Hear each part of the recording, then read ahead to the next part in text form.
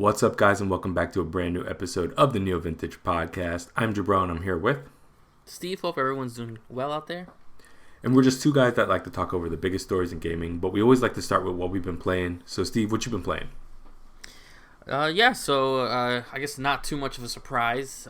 Like the rest, like 12 million people else is doing out there. Playing a lot of Hogwarts Legacy. I know it's divisive to talk about the game. I'm not going to get into any of that nonsense. I'm going to talk about just the game. Thank you for sparing us this. I'm not going to go on what it is. I'm talking about what the game and I played. Now, I mentioned before that I'm a fairly new Harry Potter fan. Growing up, obviously, and I think it was the same for you, we weren't really allowed to watch Harry Potter. No. For the most part. So, but now that I'm my own man, I can, watch it. And so I've recently just watched all the 7 movies, not any of those fantastic stuff. So I was obviously super excited for the game, and I'm so surprised on how they were able to deliver exactly what I wanted.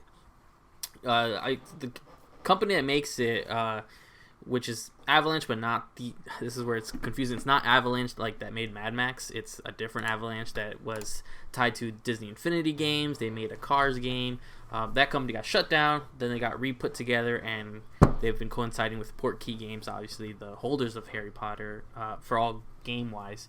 And they really did somehow deliver a AAA game. I'm super surprised. I think a lot of people were worried because their track history wasn't the best. But it's super exciting to see. It's real hard to even start sort of talking about it, but they were able to encapsulate what being in Hogwarts is. Obviously, this takes place in the 1800s, so this is way before Harry Potter's time. So you have brand new cast. Obviously, a lot of the teachers are brand new, but they take a lot of good time to explore it. You know who you are. You obviously come very late into your time at Hogwarts. You enter as a late fifth year. And that helps kind of just pick up pacing. You get to go to tons of classes, and I like that. For Harry Potter, for a long time, it was always really strict on how things were because there was an overseer who was like, "No, can't break the rules. This is how it has to be." Yada yada yada. They've been very lenient, obviously, with this game. A big thing in the Harry Potter movies is students can't go out at night. They can't really leave the castle by themselves. None of that really happens in here. There's a few missions that you have to kind of stealth, but you can just go explore wherever you want in the middle of the night, and there's no sort of restriction there. So you get to really play the game as you want to. I've been taking my sweet time doing it, just because the game has tons of collectibles, tons of lore, tons of love in there, from all the items, from all the collectibles, from hidden pages to paintings to different aesthetics. You can get different equipment, different wands, different brooms. It goes on and on. Obviously, that goes in there to stronger gear, doing different activities and going to different classes to get the different spells you need, to really curate the way you want to play the game. So it's been really, really fun. The combat is a little weird. It is weird because it's almost all projectile. You're not like beating people up with like brooms or wands. You're obviously all doing it with spells, and it works really well. I think it really shines when you're doing one-on-one battles, which was something we've seen in one of the Harry Potter movies where they do that one-on-one battles. I think it really shines. When you start doing crowd, they get a little nuts because sometimes they'll have each spell's like attached to a color. So like Levioso is one color, the fire attack is red and stuff. And so sometimes these enemies will have colored shields that you have to use those specific ones to break the shields. The issue is you can only keep 4 spells on the menu at the same time, and then you can upgrade yourself to get 4 loadouts.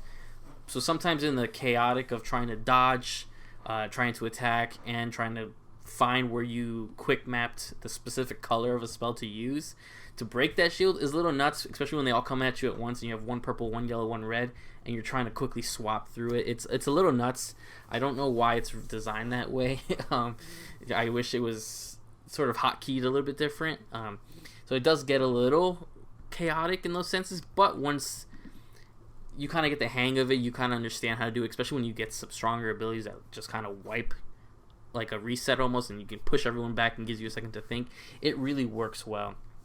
But the big thing that gets it is this game was able to, and all the developers and everyone put so much love into it, and it's all the little details that sometimes really gets me. All the paintings and stuff when you're walking through Hogwarts is, they're moving, and some of them are playing music, and you only play music when you get close enough to hear it. At nighttime, all the pictures are asleep, which is, again, it's small little touches that really stand out. The suits of armors that are alive most of the time just, nod, let you go through. And then sometimes they just have such personality, and they start fighting some reason. And I watched two suits of armors beat each other up for 4 minutes, and then one completely dismembers the other one. And this has nothing to do with anything. It's happening in the background as you're just walking through the hallway. So it is pretty interesting. Story-wise, it's very family-friendly in the sense where it's very good guys versus bad guys. It's really obvious who's going to betray you, who's, secretly double agenting for the bad people. So it's a lot of love and care, and it's something that if you have any sort of interest, or you have any sort of, if Harry Potter in that world has a little warm spot in your heart, then it's something I would definitely suggest you try out, because there's so much in there. Is this groundbreaking in the sense that it's like, I see all these 9s and 10s. I don't know where that's coming from. It's definitely a good 8. But it's the care in the world that really is there. Technically, it still kind of struggles, and I'm playing on PS5. Remember, it only released on PC, PS5, and the Series consoles. PS4 and the Xbox One systems get it later, and Switch gets it way down the road. And even on PlayStation 5, sometimes you go to these doors, there'll be like a 2-second load, and then the doors open, and you continue, because it is one huge connective map, so it's not like you hit a loading screen. And it chugs there. Sometimes there's too many enemies on the screen. It chugs. I don't know how this is going to work on PS4.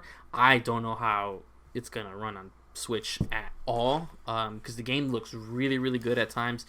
A lot of stuff is going on. Again, from the moment you're walking, you can get on your broom, zoom to Hogsmeade, and you're in the store, and all these people are there. And there's so many inanimate objects that are alive, so there's constantly moving on your screen.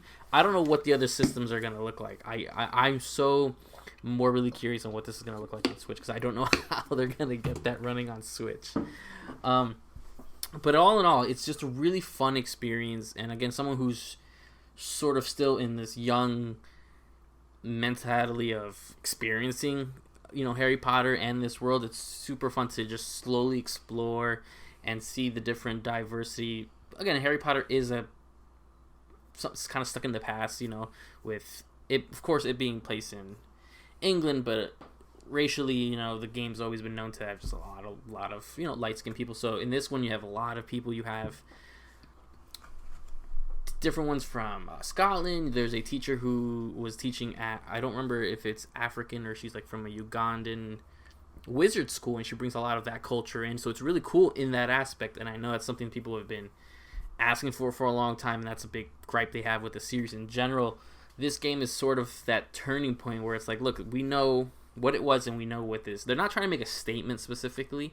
It all feels natural. It doesn't feel shoehorned or forced, except a few minor characters. That's as much as I'll get into the politics of Harry Potter.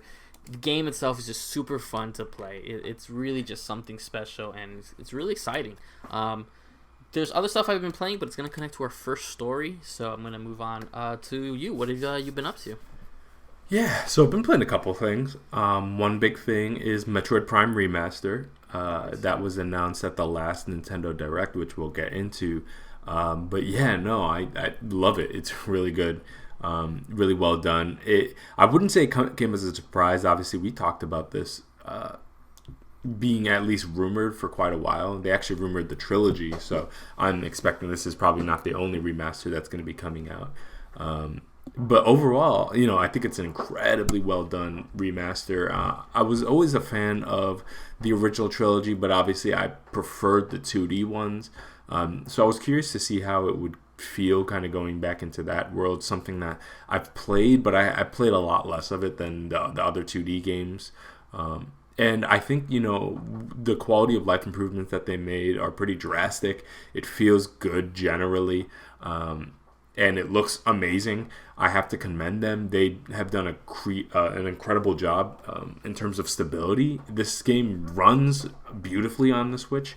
It runs incredibly smooth. I haven't played a game this smooth on Switch in a while, so it was actually a really nice moment because, again, lately we've had a lot of games on Switch that have not run the best. Obviously, there's that whole Pokemon thing.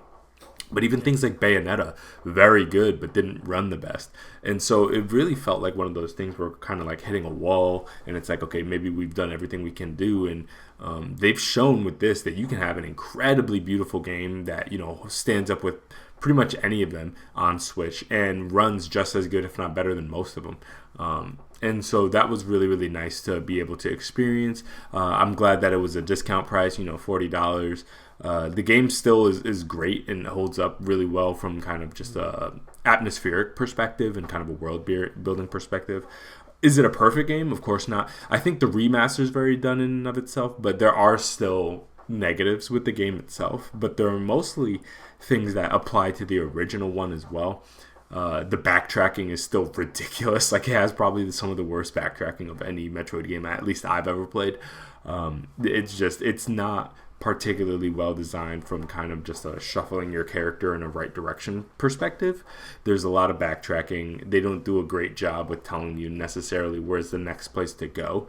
There's certain points where they're like seismic activity is detected, and they'll give you the rough idea of where you need to head next, but a lot of times that's not triggered unless you hit a particular area, I believe, and there's nothing really indicating like where that is, where you need to go. So I find myself at times having to consult a guide more often than regular Metroid games. I can usually just figure out on my own. Like, I don't really need to consult anything. You find things as you find them, and they're better designed. But Metroid Prime, they were obviously still kind of figuring things out when this game came out of how it looks for Nintendo to produce a first-person shooter effectively, and you still see some of those growing pains. I still find the platforming to be pretty awful, to my opinion.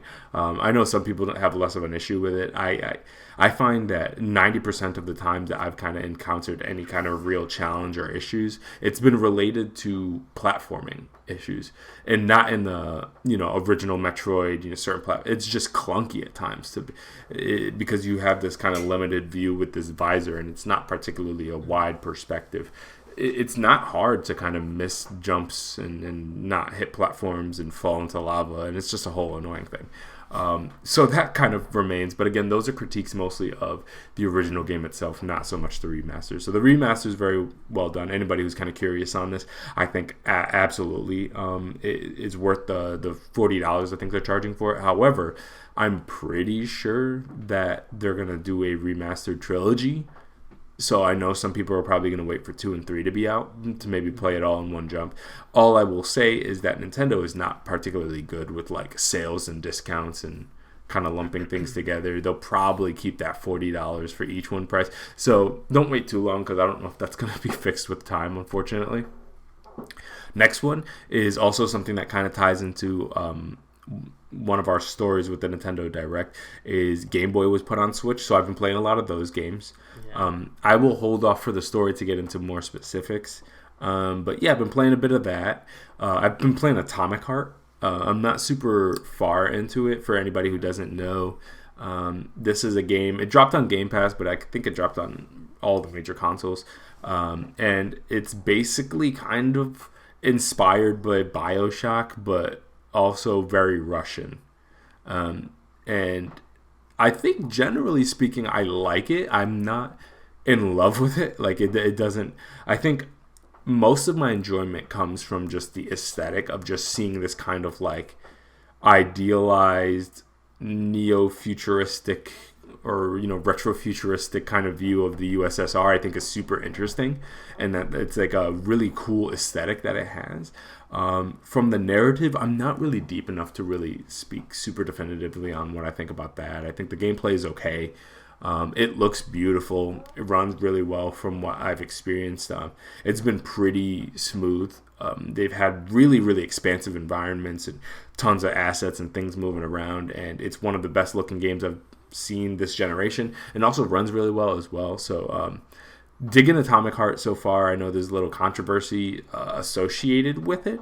I'm not deep enough to say whether, like, I'm not going to speak to the validity of that because I'm not deep enough into it to say whether that's the case or not, or and also not to mention, like, the perspective is valid if like that's how they feel, that's how they feel. All I will say is I think it's a little bit more nuanced than just saying like it idealizes like the Soviet Union and makes it it puts it in a positive light necessarily, because I feel like it translates a little bit more into like Man in the High Castle, in the way that I don't think that necessarily idealizes like Japan, Imperial Japan and Nazi Germany, but more so it's like a what if scenario. And I think this one, to me at least, kind of speaks a little bit more to that.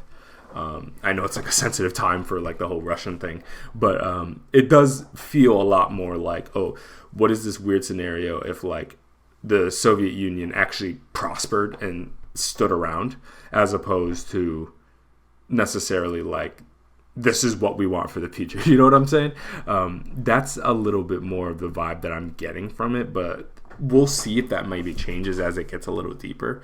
But right now, it's been pretty limited to like a backdrop. Like, this is just a guy who lives in a certain society that it has thrived in a particular way. But I think it thrives in the same way that like BioShock Infinite did. You know what I mean? Like, it's like, it's this really pretty sheen on a really weird place. And I think it's handled like it's a weird place. Now, obviously, because of real geopolitical things, some people ain't trying to hear all that. Totally understand that. But I would say Atomic Heart is a little bit more nuanced than that, personally, just in my experience. And then lastly, I've played Like a Dragon Ishin, I believe it's how it's pronounced. Oh, wow. Okay. And I've been waiting for this game for a minute. And thankfully, it finally came out in the United States, been able to play it. And I like it a lot.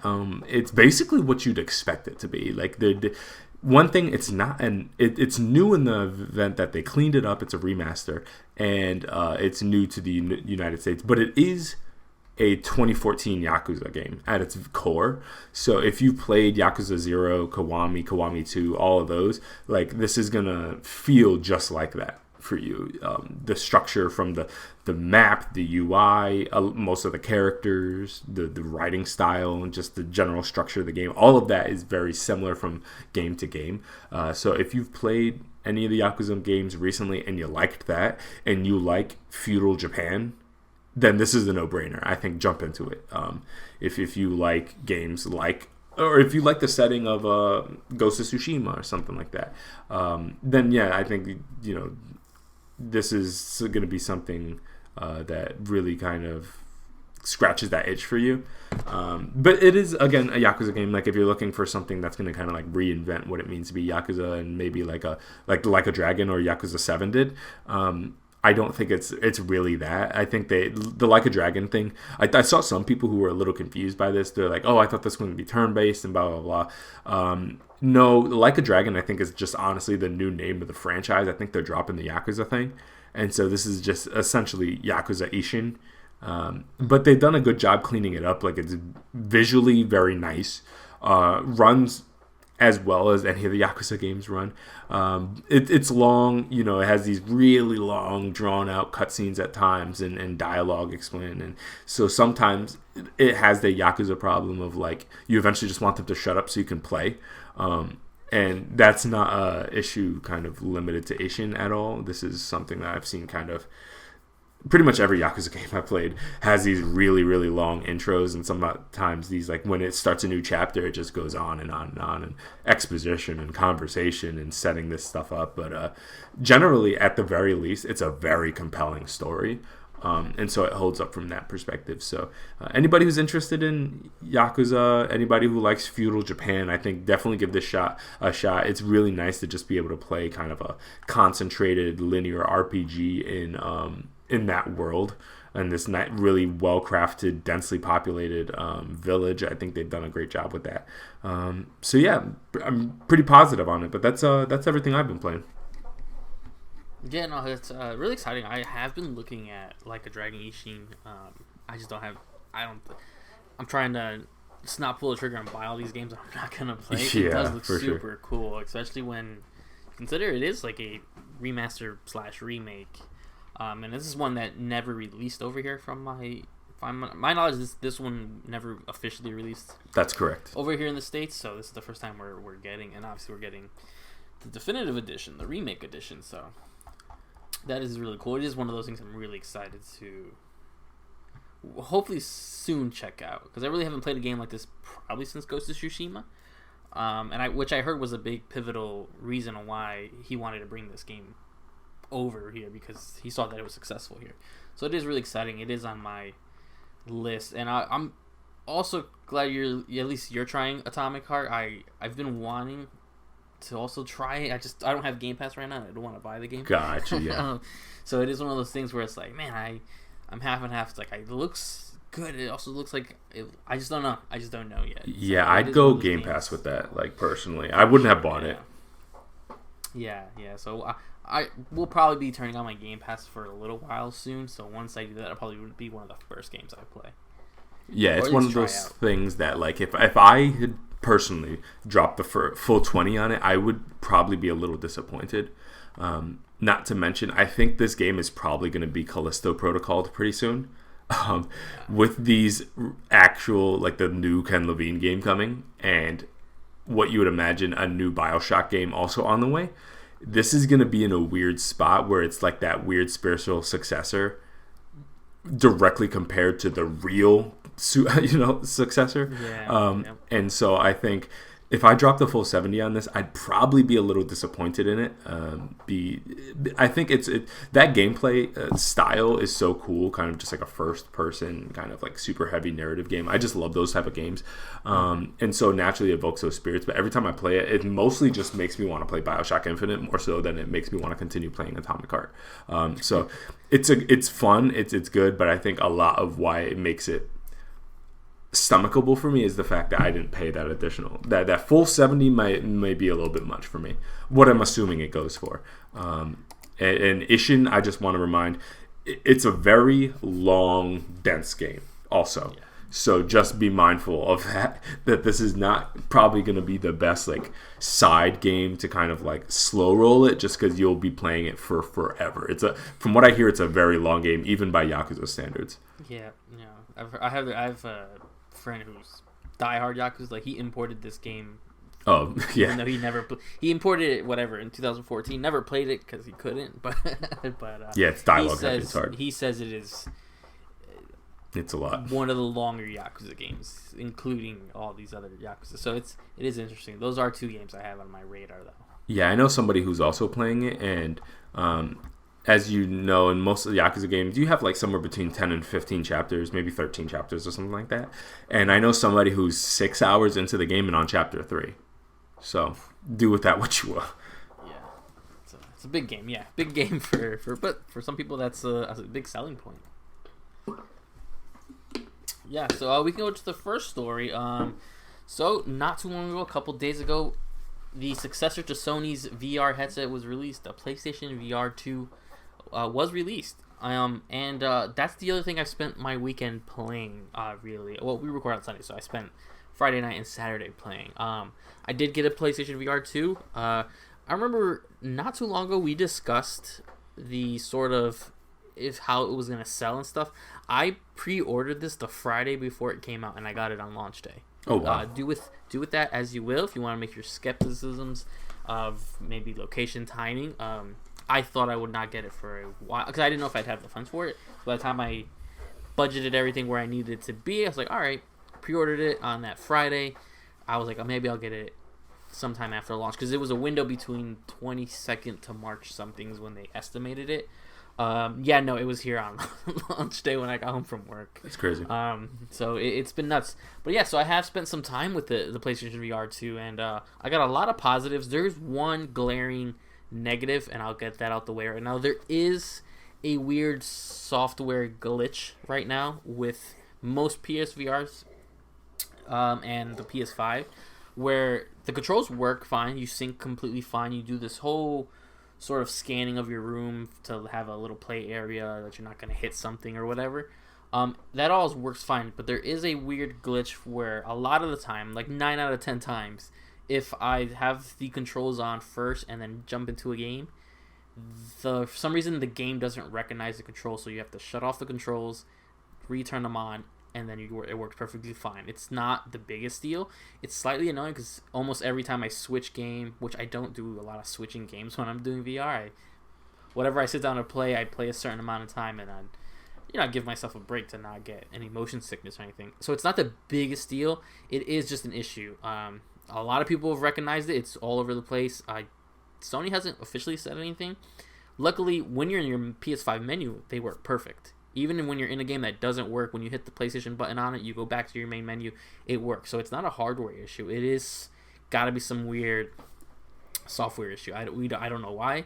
I don't know what it is. But that is my only negative, which is annoying that I had to find the sort of workaround, which is, again, it's not the craziest thing. When I launch a game, I hold the PlayStation button, shut the controls off, turn them back on, everything's fine. I just don't know why it does that. Nobody really knows why. Sony hasn't said anything. Sony hasn't released a patch or anything like that yet.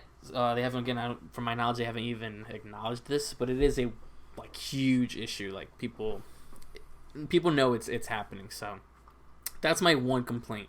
Everything else about it, I'm gonna kind of go just super positive on. Now, I had PSVR 1, and I know you tried PSVR 1 at my place a long time ago. Yeah, I did. Very early, though. Very, very early. So a lot of that stuff has only just been refined and made better. The comfort of the headset, super nice. Because the VR takes all the power from the PS5 processing-wise, there's no hefty headset. I've tried tons of other headsets, especially ones that don't need a PC. All the hardware's inside the headset. Makes them slightly heavy, gets your neck tired. All that is sort of alleviated here because it's connecting to the PS5. The headset's super comfortable, just as comfortable as the first one. The padding's a little bit nicer. They have a little bit more extra rubber to block that light off around your eyes, so it tries to immerse you a little more. So super comfortable there. I forget what they're called, the Sense controls, whatever it is, the new little hooped controls. Super light. I wish they were slightly heavier, and I understand, I'm assuming after a while they would get a little heavy to hurt your arm and stuff. I just wish there was a little more durability. If they feel like I could snap them a little bit. Not that they're cheap, just it feels, I wish there was a little more weight to them. But everything else runs really cool, really well. The triggers, the DualSense, for the little bit I've used with it, is really cool. So a lot of the technology that's in the DualSense are in the Sense controls. I just wish, again, a little more heft would be great. So physically, that's all there is to discuss, because no extra camera, no extra nonsense, no extra adapters, anything like that. One cable from the headset right into the PS5. Wait, there's no camera? I missed that. The cameras are on the headset. Oh. It's not like before where you had to buy the extra camera. Oh, so you see, that's what I was missing. I thought there was like a little receiver. Okay, wow. No, that's crazy. One cable to your PS5, and then I don't know where on the headset there's a camera. I haven't really looked at the front of it, to be honest, but there is 2 black dots, which I'm assuming is the camera, and that's how it motions where if you're too close to a wall or whatever. So all the technology's in the headset. That's pretty cool. So that's why price-wise it does work out. For original PSVR, you needed the headset, 2 move controls, and you needed the PS4 camera. You needed it, that was $60. A pair of controls was $100, and just the headset was $400. So when you're looking at it, it is about the same price, not including for inflation and everything. So that's really, when in the box, that's all you get. You get also a little earbud set that clicks into the back of the headset, which is nice. If you wanted to play, I just play with the sound from my TVA, so I haven't done any of the headset stuff, but it's a nice option to have that there. The rest of it is really simple, with the button to move the visor far and close to your face, and the sort of crank, if you remember that crank on the back of the headset to tighten it around you. Yeah. Very, very similar concept. It looks a little different, but it's very similar. Also, the headset has these 2 holes to hold the earbuds, so you don't have to unplug the earbuds. You can keep them plugged in, and they kind of clip into the side of it, which is really, again, just convenient. It is very, very convenient. But the amount of technology in the headset is crazy. We known for a while that it was going to be essentially a 4K screen, obviously split into two with your two eyes. But I don't think people will realize until it's on how good that looks. It looks insane. It looks really, really good. The eye tracking, which was also something that I didn't really think was going to be a big deal, and it's something you only see in like the Vive headsets, and those run for 1,000 and up, works really, really well. When you're doing the initial setup, it scans the room, you do all this other stuff, and then it tests your eye motion, and let me tell you, it was precise. It gives you about 8 dots, and it's like, take your time looking at them and the second I would look at it, it would click, and it would know. I don't know how, but tech-wise, there's a lot of cool stuff in there. It's super weird, but it is super exciting. It's like that it knows that well. The last option, there's a button on the bottom which will do what I think we discussed it again when they announced the VR, which is the see-through mode. So you don't have to take the headset off to look around the room. It is weird because it's like this black and gray version of your room, but it is nice when I click it just to make sure I'm not going to step on something that's near me. I usually clear the floor, obviously, before I play, but sometimes you lose your placement and I don't want to smack a chair or anything like that. So mid-game, even if you're in the middle of something, you hit it, it auto-pauses the game, and you can see your room without having to take the whole headset off, crank it, and do that whole situation. So that's, I guess, another function of those cameras. So it does work as intended. So everything they've promised does really work, which is really shocking. And not that I didn't expect it, but it sounded too good to be true. A lot of the stuff that the PS VR2 was being claimed was going to do it at least sounded too good to be true, and I'm happy to say that it delivered. It really did deliver. I haven't played the most games, so I've only really done a few things. I played Resident Evil 8 Village. They gave out a free update for VR mode, so I've played a few hours of that, and that's where the game really, really shines. I think they should have even pushed that a little more. I have not played Resident Evil Village since it launched. I beat it. And I know you watched someone play it, or you and your girlfriend played. I forgot what those. I played a little bit, but yeah, I watched the whole thing. Yeah, so I haven't played it since then, so I've kind of forgotten a lot of it. And you can't just load up your file and play it in VR. You have to switch to the VR mode, and it gives you a different save. So I have to sort of do the beginning again, and I forgot I'll be honest, how scary this game can be. Only magnify that being trapped in your own headset. So everywhere I'm looking, it's dark, it's dingy. Again, a lot of the way that it works now with the controls is really cool. To get your flashlight, you have to, and it's hard to show when you're not here. You have to use your sense control to quote unquote open your jacket, grab the flashlight, turn the flashlight on. And it's just all these little minute things, but it's all done super well now with the sense controls that just make it super cool. And there's this initial part. I guess the game's still fairly new, so I'm not gonna spoil it. But after the car accident at the beginning that launches the start of the game, there is a part where you come out the forest and you look over everything. You see the castle in the distance. I don't know if you remember that part. Yeah, I do. That looks incredible, especially when you're in that depth. When it's something you can't really experience without the headset on, where you just see that depth of stuff, and it's amazing. I haven't played so much of the game yet, so I haven't gotten to the castle yet. I haven't done any of the Lady D stuff, which is a big part of it, just because I have forgotten so much of it, so I'm taking a lot of time exploring through stuff and everything like that. And it's also just, I'll be honest, I know I'm almost 30. It's scary. It's frightening. I believe you. Let alone that I'm home alone.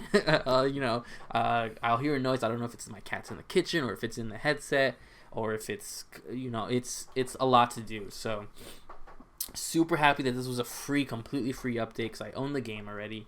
So I was able to day one launch it. They have a couple different modes. They have a really realistic mode where, like, the way you have to do the shotgun, you hold both controls as if you were holding a shotgun, and after a certain amount of rounds, you have to sort of cock the gun like you would.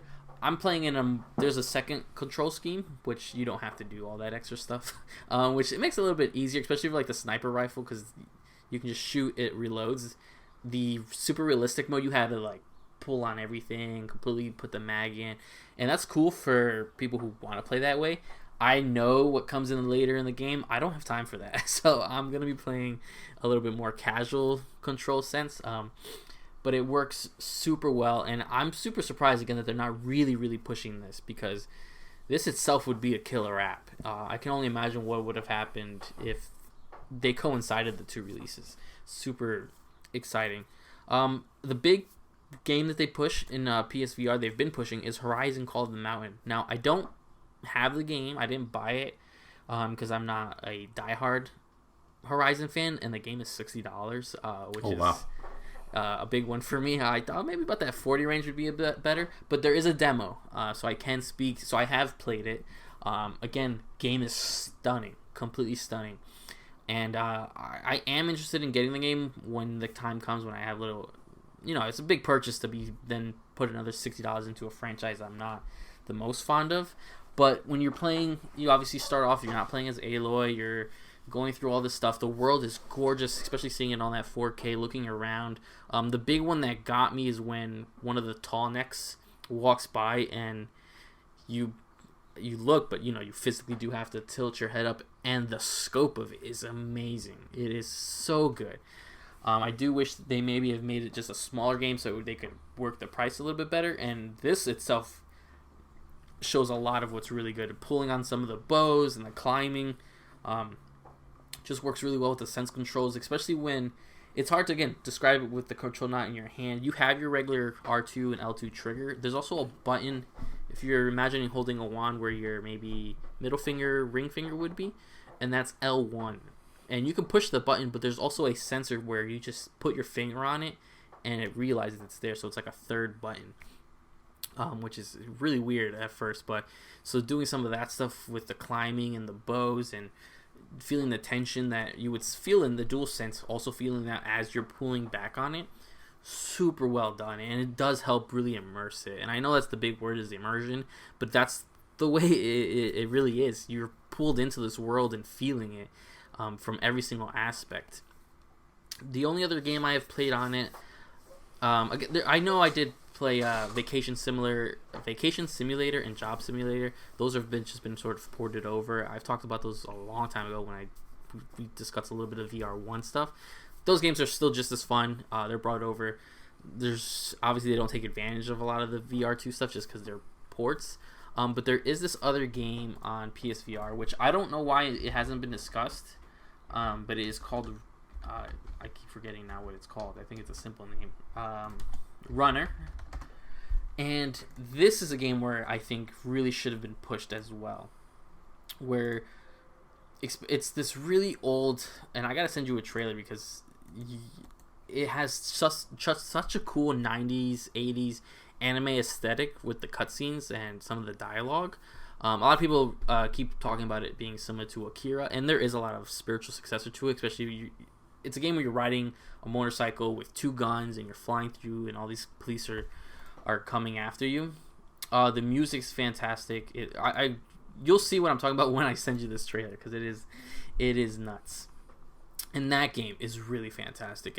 I think it takes advantage of everything that I've kind of wanting on VR. It is roughly, you can just bring it down to a sort of a roller coaster sort of on-rail shooter, except you're controlling your velocity, you're driving the motorcycle, you have to go left, right, you have all these different kinds of weapons with your guns that respond really well with the DualSense.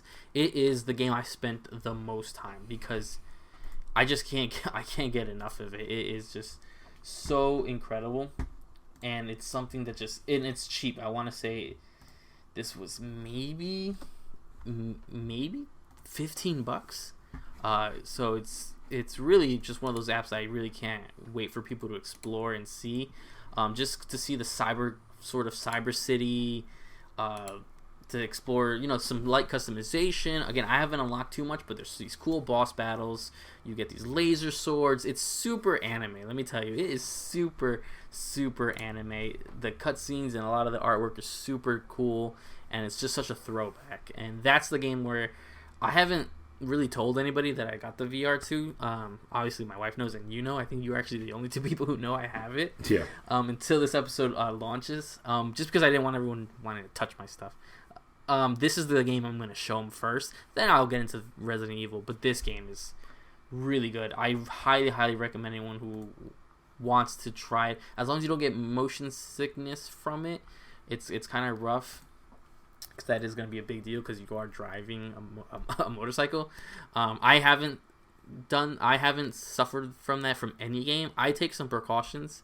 Obviously, I make sure to keep a fan running on me. The cool air usually helps me keep my stomach, solid. And actually, one last thing popped in my head. I can't believe I almost forgot it. It's just a game you and I, we don't like to talk about it too much. And I'll wrap it up here with that. The last game I've played on PSVR2 is Gran Turismo 7. Also got a free update. Yeah, you're right. No wonder I forgot it. The game is what it is. We already know about it. Obviously, I owned Gran Turismo. I think everybody knows that. We talked about it when the time was here. VR though is something different. It is really cool to obviously you can kind of imagine what GT7 VR would be. You're in the car with the wheel and stuff. Sadly, it doesn't work with the sense controls, and I guess it wouldn't make sense unless you pretended to use a virtual steering wheel. So it doesn't work that way. But from what I've played, it is really cool. It is really cool. That's the game when I realized, and I didn't know this, that the headset does have rumble. I crashed into a wall and my whole head shook, which is funny. I didn't realize it for a while until at one point it clicked in my head that when I hit the wall, my body was tricked into thinking I hit something, and that's why I didn't notice the headset rumble, which is a weird feature. I didn't think that it's something I would like. It's something you can turn off, but it made sense in GT7 because I felt my whole body for a second sort of hit. I hear that the prime way to play with the PSVR2 on GT7 is if you had a whole steering wheel setup. Obviously, that would be fantastic. That's another like $600, so I don't think I'm gonna be doing that. But I can see it because sure, it's fun sitting in my chair with my regular PS5 control and the headset on, looking around the car. Due to the fact that there is not that camera tracking the headset, I can look into the back seat, the whole back seat. The leather on the seats look fantastic. The suit you're wearing is great. To look behind you, you can use the actual mirror in the car to look at the cars coming behind you. So it is cool, and it's made me want to play GT7 a little bit more than the handful of times I've played it since. We probably played it about the same amount of time since it's launched. Not big on us, but when you're experiencing and with that sim feel, it is really cool. And I got to give them credit again. A free update they gave out. Knowing Sony, they could have easily charged for this. So that's my experience with PSVR 2. They have not a huge lineup. I want to say there's about 15 to 30 games available right now, whether they're free updates, purchases you have to do, and they have a lot of other ones coming up soon too. There's some that are releasing in a week, 2 weeks, 3 weeks in March, April later on. So that's sort of my experience with for 2 days for PSVR 2. And to confirm, PSVR 2 can only play games that are explicitly released for VR 2, correct? Like VR1 games don't work at all. Yeah, because of the way the controls are, there is no backwards compatibility in a sense. So some of the developers are going back and just updating it. Like I said, Vacation Simulator, Job Simulator. There was a few other ones. I guess there was some Jurassic Park game that came out on both that have done. Most of them have done free updates, because I know the big ones for PSVR 1 was Moss and Moss Book 2. Those didn't get free updates. I don't own them, so I haven't been able to test them out. But those all have been re-released, quote unquote, on VR 2. Got it. And to clarify, just as a point to remember, the headset is how much? Is it $600? $599? There is a $500 bundle and a $560 bundle. And gotcha. The big bundle brings you Horizon. That's the difference in the price. Me not being a huge diehard Horizon fan, I just opted without it because I knew I owned Resident Evil 8, I knew I owned GT7, and those were day one patches. But they were download packs, but patches, so I knew I didn't need to spend that extra getting Horizon.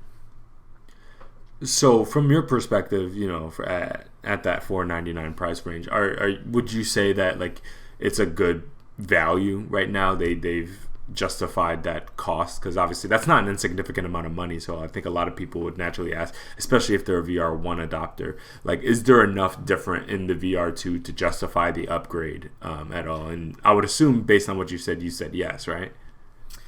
It is. If you can, and I don't want to say I'm facetious, afford it in the sense where don't skip your rent money on this. Yeah. Don't it's same with like as we talked for PS5 at launch. Like, we love the tech, we love the stuff, so we were there day one. I'm very similar with the VR, where I loved PSVR1. The main issue I had with it was, you remember all the wire. Oh yeah, it was ridiculous. You needed an extra HDMI. You needed the processor box that needed to be plugged in AC, also plugged into your system, and then the headset itself had 2 wires. Then you needed to hook up the camera to your system and have that be able to hold where your headset was.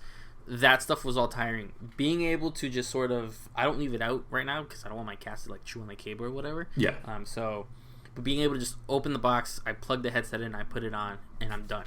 I'm already in game. I don't have to really do anything extra. Helps. Obviously, it's an investment because I do really like VR. I don't have some health issues. I have a friend who was super into VR1.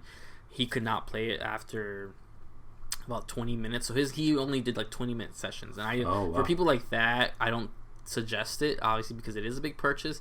And the higher quality screen, I heard, helps with motion sickness and all this other kind of stuff. The library, if you're not looking ahead, if you're looking at it just what's at launch right now, there's not too much. Again, I'm experiencing the games I actually wanted to play, but there's tons of stuff. There's some stuff that's available now that I want to play, and there's stuff down the road that I'm going to want to play. So if you look at it in that sense, that you are going to play it, you're super into VR, you're going to look at these games coming out, and that's something you can do, then yeah, it definitely is worth it. If you're tired of the cable management and the nonsense that is in VR1, PSVR1, or you're tired of the sort of cutting corners that are in like the Oculus and everything like that, it's definitely a recommendation if it's something that you can fit. Again, sell all your stuff to get it? No. But I wouldn't be upset with people who sold, they're like, oh, I'm gonna sell my VR1, then use the money to cut half of what the price would be of the VR2. I wouldn't be mad at that. I would actually suggest that, because I don't think there's gonna be a reason to go backwards now. Not that I ever suggest selling your hardware, but this is one of those times where it makes sense. It just makes a lot of sense, where you're not going to want to hook up those wands anymore. The move controls that are from 2010, the camera, all that extra adapters you'd have to do to even have this PSVR1 running on PS5, it just makes no sense. So if you can find a way to sort of cut that cost or work your way around it, then I would even recommend doing that, because it is a hefty price, and right now there is no, a killer app is always subjective to me. Between Resident Evil, the little bit I've played of Horizon, and Runner, I'm sold on the new experience with VR. But other people, I would definitely at least keep your eye on it and wait. I don't know how this is going to sell. We've known Sony to pull plugs on manufacturing. I don't think so. I don't think this is going to be a Vita. I think they're going to treat VR2 very much the way they treated VR, which was being supported to this day. Again, the day VR2 came out, they launched a game on PSVR1 and PSVR2, which is that Jurassic Park game I was telling you about. That launched on both. So there is substance there. I'm always going to be more about those small indie games that get ported over, get brought over. I'm not going to be like holding out for a lot of first party stuff. So that's how it's a hard question to answer, but I would definitely recommend, if you can afford it, you're excited for VR and you can do it, then yeah. Got it. And then last question for you. I remember when the VR1 came out, there was an interesting discussion about the limitations of the tech in relation to the display, and the fact that there was just this, you almost had to temper your expectations on the kind of fidelity of the game just because it was a VR game. So you were getting a lot lower resolutions to obviously prioritize that frame rate. How do you feel are the concessions with the games that you've played with so far?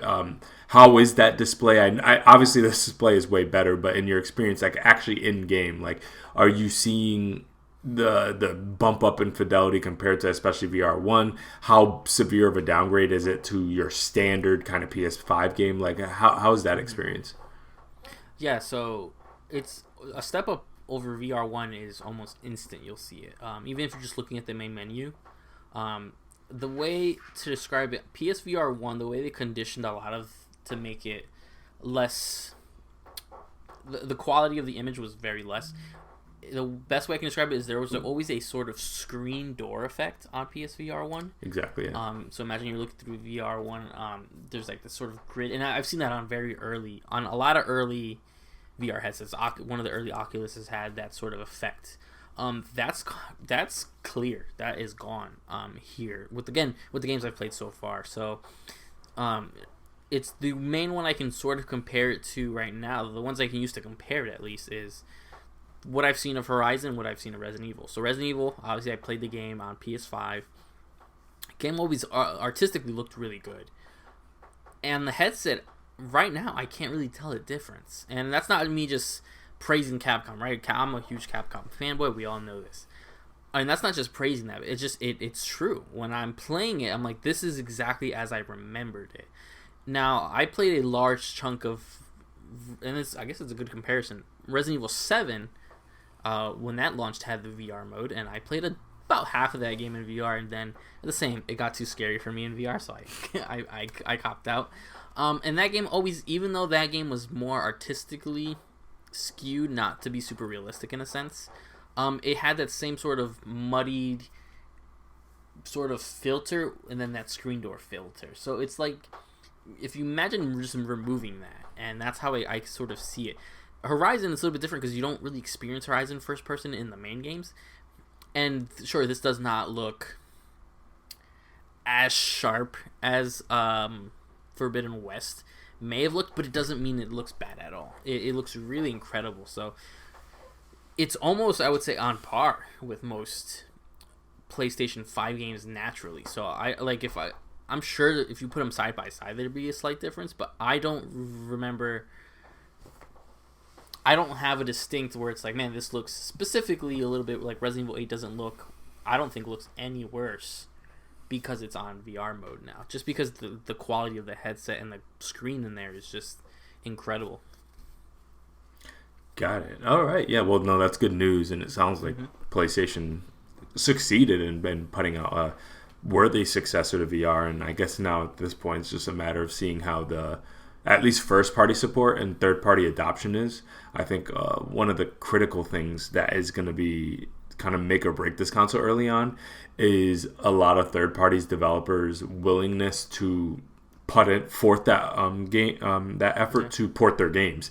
That's the big thing, because again, when you have such a drastic reset of your catalog, so it's so important for these developers to go in and take in that time to ensure that their games kind of move forward, because now I mean, a PlayStation's catalog is really kind of at the mercy of the willingness. If a developer is like, no, I don't want to port my game, then it's stuck on PSVR1 forever. Like it's not moving forward. So that's the one thing I'm kind of curious about. Like, obviously it's in all these developers' best interest, but also they need to see adoption rates.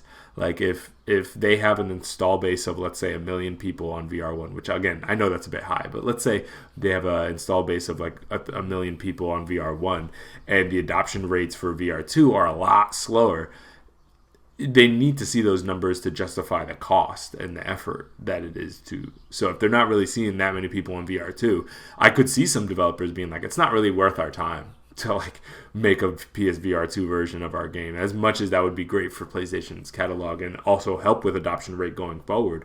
I could totally see that being an issue. So hopefully, the adoption rate is swift enough and bulky enough to justify all these developers kind of going back in and putting forth that effort. And I also wonder, just from a development standpoint, how tough do you think that would be? Because that control mechanism doesn't sound insignificant. And so, like, I think it's totally from, like, a visual standpoint, like, it's great to have more power. That shouldn't be a problem. But if you have to completely adjust the control mechanisms of your games, I could see that being challenging for some smaller developers. These, 5-person teams, 10-person teams. Like, what do you think about that? No, I completely agree. That's why, and I know I'm cynical in this way. I don't expect any more PSVR1 games to get ported over, just for that concept, right? Again, no one's really talked about how easy, developers haven't really discussed what it is to develop it. But a lot of the games they've been showing on PSVR, or at least coming soon, some of these are some of the big sellers that were on Steam, and because of the Oculus and everything like that. So I guess they're having an easy, again, moving those games because the controls are so similar.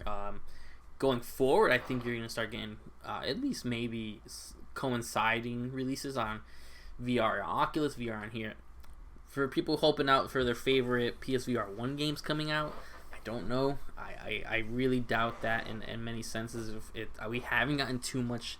I think the only other one we know is Beat Saber, which is, again, really, really a big oversight for them not to have that day one. Yeah, that surprised me. That's a huge one, because that one, it being so simple, you don't need button controls. That's all motion. So I'm surprised that one wasn't there day one. They also have not said if that's going to be a free update. I hope so, because I do own Beat Saber on VR1. I just think anyone who, if you have that diehard, I don't know what game it would be, but you're a diehard who's like, this is my favorite game, and it's on PSVR1, it's not on PC in any form, I don't know if it's going to come over. I would be shocked. I don't look backwards now, because I'm like, well, I don't know what ones would come. If they come over, that's great. I think if it's something that's stuck to the way PSVR 1 worked with those, like the wands and the move controls, I think it'll be rough once it get them ported over. Like you're saying, if it's a small team, if it's a team that maybe not even together anymore or working on something else, I don't expect just every game getting some sort of free patch. So it'd be nice, but I think you gotta look forward and look at what maybe VR games from PC can be brought over, because some of the big ones have already been brought over. They're there day one. There's one called Swordsman that sold really well on Steam. That's their day one on PSVR 2 for only $25. It's a variety of pricing with some of these games.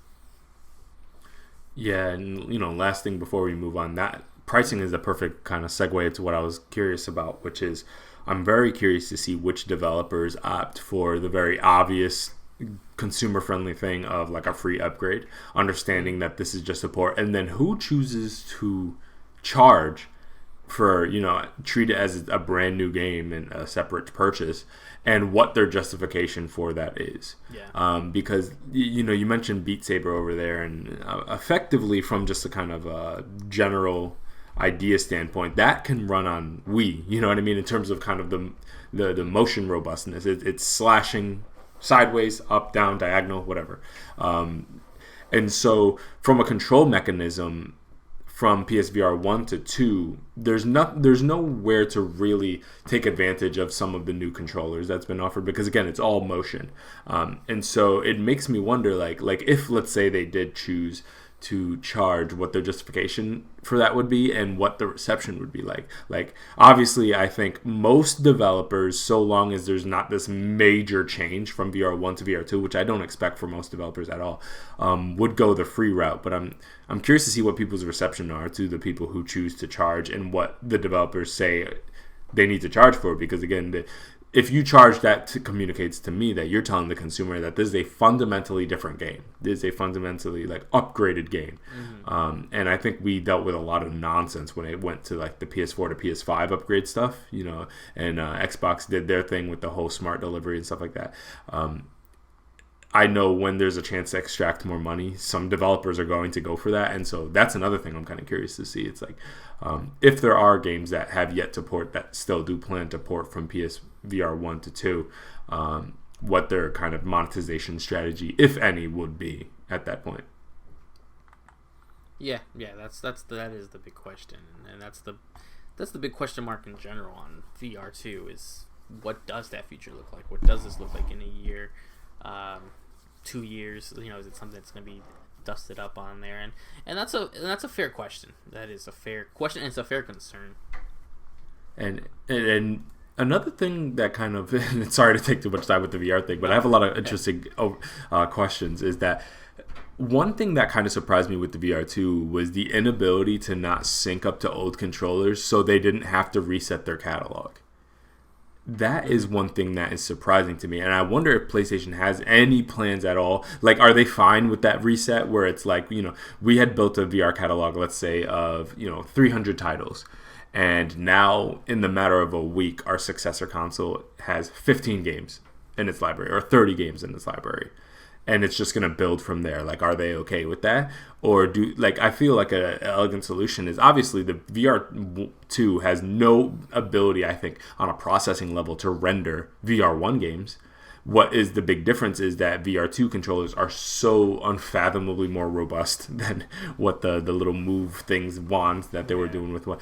Like, do you think it's an impossibility for the VR2 to somehow be able to sync to the old controllers to allow them to just run the old games, like, without having, like, because I just feel like launching something so similar in form factor to the previous version and have zero backwards compatibility is just a massive oversight on Sony's part. Do you think that's going to bite them in the butt at all, or do you think they're fine with their strategy right now?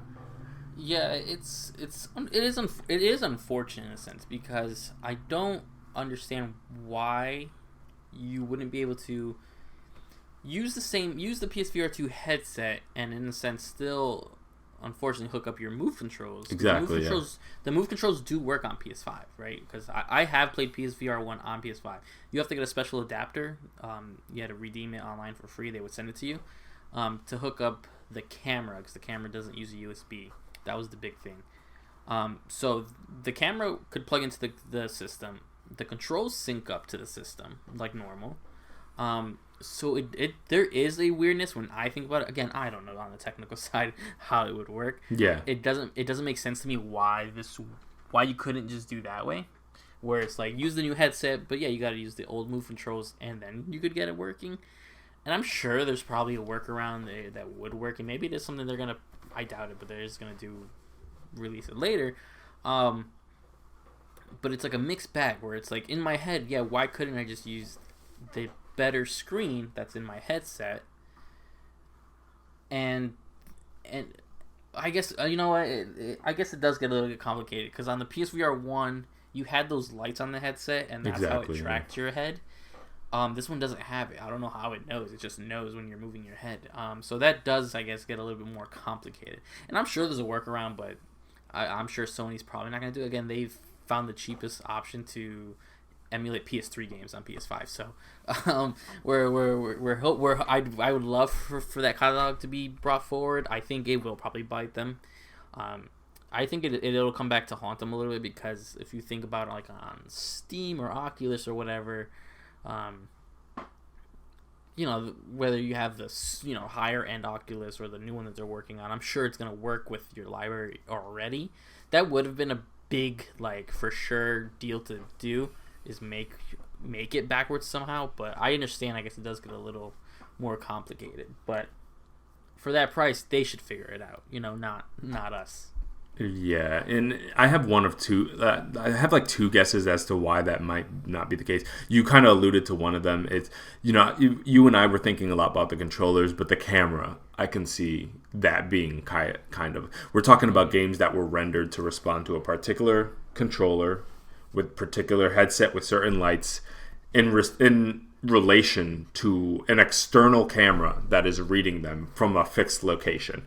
And the games were fundamentally designed around that. And so, yeah, I guess it is a little bit reductive to think that, just use the new headset. And it's like, maybe that's just because that kind of reads the world around you in a fundamentally different way. And so it's not the simplest thing to just kind of like put a game on the new headset. Also, I guess it is worth acknowledging the fact that the hardware that they would need to have new software be able to respond and work and be operational in relation with would be the camera and the controllers, and those are at this point bordering on 10 years old at this point. Yeah, I mean, 8 the controls to 10 were 2011. Yeah. Oh, even older. Yeah, remember the move controls came out with PS3. I completely forgot that. Yeah, that's PS3, so it's even older.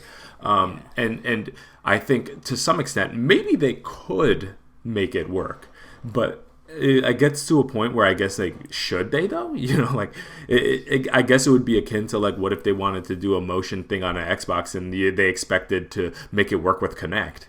It's like eventually you hit a certain threshold where it's just not reasonable to expect the developers to support certain hardware. And that's another thing. Maybe it's a principle thing where like Sony's like, we're not going to subject you to having to, you're going to send them dev kits to like and it's like, sorry, here's a device from 2011, make it work like that. To some extent I'm sympathetic, and so maybe it's a principle thing where it's like I'm sure some developers probably could figure it out. Like some of these teams are big enough, they have the skill to probably make it work, but to a certain extent I guess maybe it's just not reasonable to be like, okay, you need this brand new game in 2023, you're trying to find ways to render it in 120 frames per second, here's this 2011 controller. Like eventually it gets to a point where it's like, if you want to move on, which it's clear that Sony wants to move on, and to some degree that's another reason why maybe they're not super fervent on like restoring that back catalog, and it's like, let's just move forward with these games that hit a certain level of complexity and fidelity. They all run a certain way, they utilize this really cool tech that we developed for the controllers. Let's leave the past in the past, and anybody who wants their old game on this new console has all the tools available for them to port it if they like, but we're just going to move forward. And to some degree, I can respect that. It's not the most customer-friendly thing to do, but it maybe is very developer-friendly, which I can also respect. Yeah, it is. It is, and I guess that'd be great. Obviously, are we holding hopes out for that? We don't know, and that's the issue that comes down to it, is that I don't know. Yeah. I know one other person who said he ordered PS VR2. I don't know I haven't talked to him, so I don't know if he had it. But when I told him about like the issue with the Sense control, he was like, I'm just gonna send mine back. And in a sense, I do hope that issue I have is not I have it, everyone has is remedied soon. I do have a grace period where I could send the whole headset back for a full refund, because you had to order it PlayStation Direct. So it's one of those things where it's like, obviously the backwards part of it, going backwards, sending all that dev kit stuff, which would be a great solution. After a while, if we don't see sort of a pickup soon, or see sort of PlayStation talking about it, you're gonna feel that issue. You're gonna be like, man, do I return this? Do I do this? Do I even invest in this? And it's all a piece, right? If the entry amount of people with VR2 was huge, then all these people would be trying to jump onto it. All the developers would be like, how can we move our games forward? But like I said, there's so many weird issues with that that just makes sense. So that's why it is just like in a weird spot. So in general, it's just like a very weird spot to be in VR2 right now. Totally. Well, that was our PSVR2 breakdown. But we do have a lot of other really cool news to talk about as well. We have a new Nintendo Direct. This is by Adam Bankhurst over there at IGN. We got a new Nintendo Direct for February 2023. We got a lot of cool announcements and some things that were shown off. So to start, Legend of Zelda Tears of the Kingdom, we got a new gameplay trailer. This game is coming out in May, I believe. And yeah, obviously, I mean, there's not too much additional to say that hasn't been said already. This game looks incredible to me. I'm super hyped about this.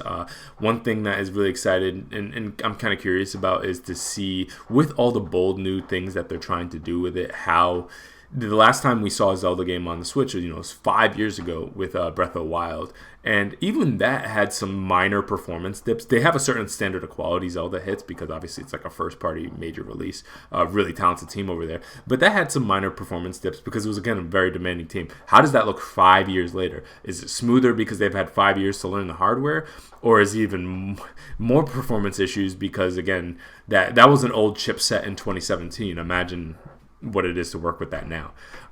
But overall, it looks amazing. I love the aesthetic of it. I love the kind of unsettling, dark kind of vibe of it. It reminds me very much of the Majora to the Ocarina type situation that we got. It does also invoke the idea that like it's not a reskin of Breath of the Wild, but they're using a lot of the same locations, and it has a darker spin, which is again very much a Majora type thing.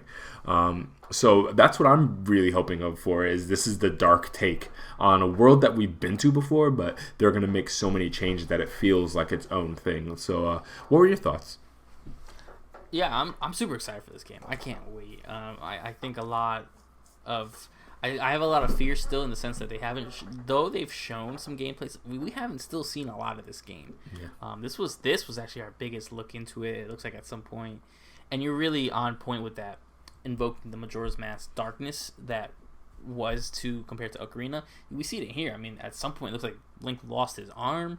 Yeah. And the fan theories on that have been nuts. So there is, it does look like that, and that's what I'm kind of hoping for.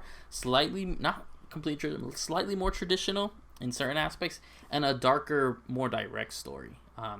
So as long as they nail that, then this game is going to be fantastic. But I can't wait. It does look so good. I'm excited to see what it looks like you're saying, so many years after Breath of the Wild. Yeah, it's a couple of things. One thing, yeah, they still, I mean, we're only coming up on March right now, so there is still time for them to kind of reveal things. So we're not coming up against what I would be like the concerned period, you know.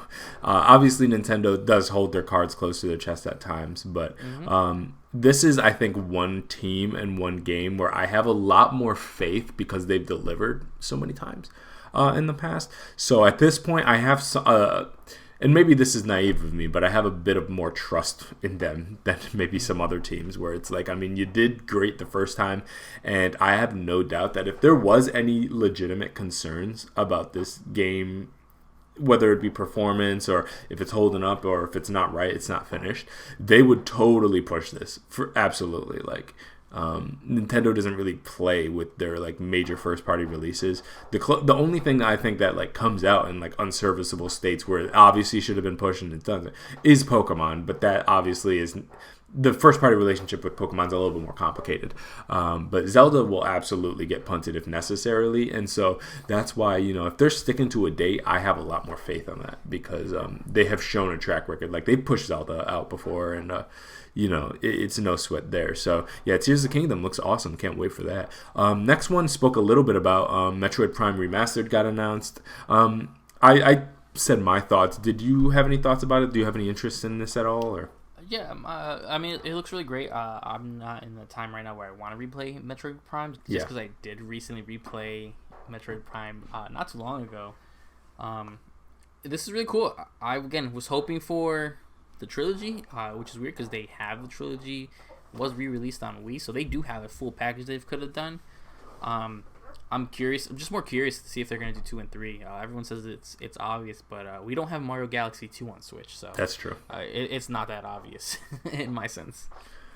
Yeah, you know, with Nintendo, the fact that it didn't come out as a remastered trilogy puts a little doubt into my head, but at the same time, Nintendo releasing them piecemeal individually with, you know, a couple months in between also seems like a very Nintendo move at all as well. So kind of all things are possible right now, where, like, you know, if there's one, I think, publisher that could release a remastered trilogy separately, $40 each, and have people buy it and be okay with it generally, it would be Nintendo. Like, Nintendo fans have been thirsty for this franchise for a long time, and judging by the treatment that the first game got, there's enough improved there that I think to some degree they could justify it. Now, I wouldn't like that. I would prefer them drop it at a reduced rate, you know, $60 or $70 for the full collection that averages out, you know, $20, $25 each. That would be my preference. But having been, you know, I have bought the first one, full $40. I don't regret my purchase at all, and I think I've gotten $40 worth of a game out of this. It doesn't feel, because of the performance and visual upgrades of this game, it's a proper remaster the way remasters are supposed to be. It doesn't feel like this old game that needs to be discounted. Personally, I think the only thing that makes people really want that discount is the fact that we know it's an old game and we know there's 2 more coming, and I think that kind of pushes us in that direction. But I think overall, in terms of a game that did the remaster treatment correctly, and has a good bang for your buck in terms of like gameplay available, collectibles in the world, and just overall making it up to snuff by modern standards, Nintendo's did a pretty good job with them, so I'll commend them for that. Next one, Pikmin 4 is releasing on July 21st, 2023. So as you and I were talking about previous episodes, Nintendo's slate has looked really empty. And so now we're starting to get a little bit of insights into some things that are coming down the pipeline. And Pikmin 4 seems to be their next major thing, going into the summer at least.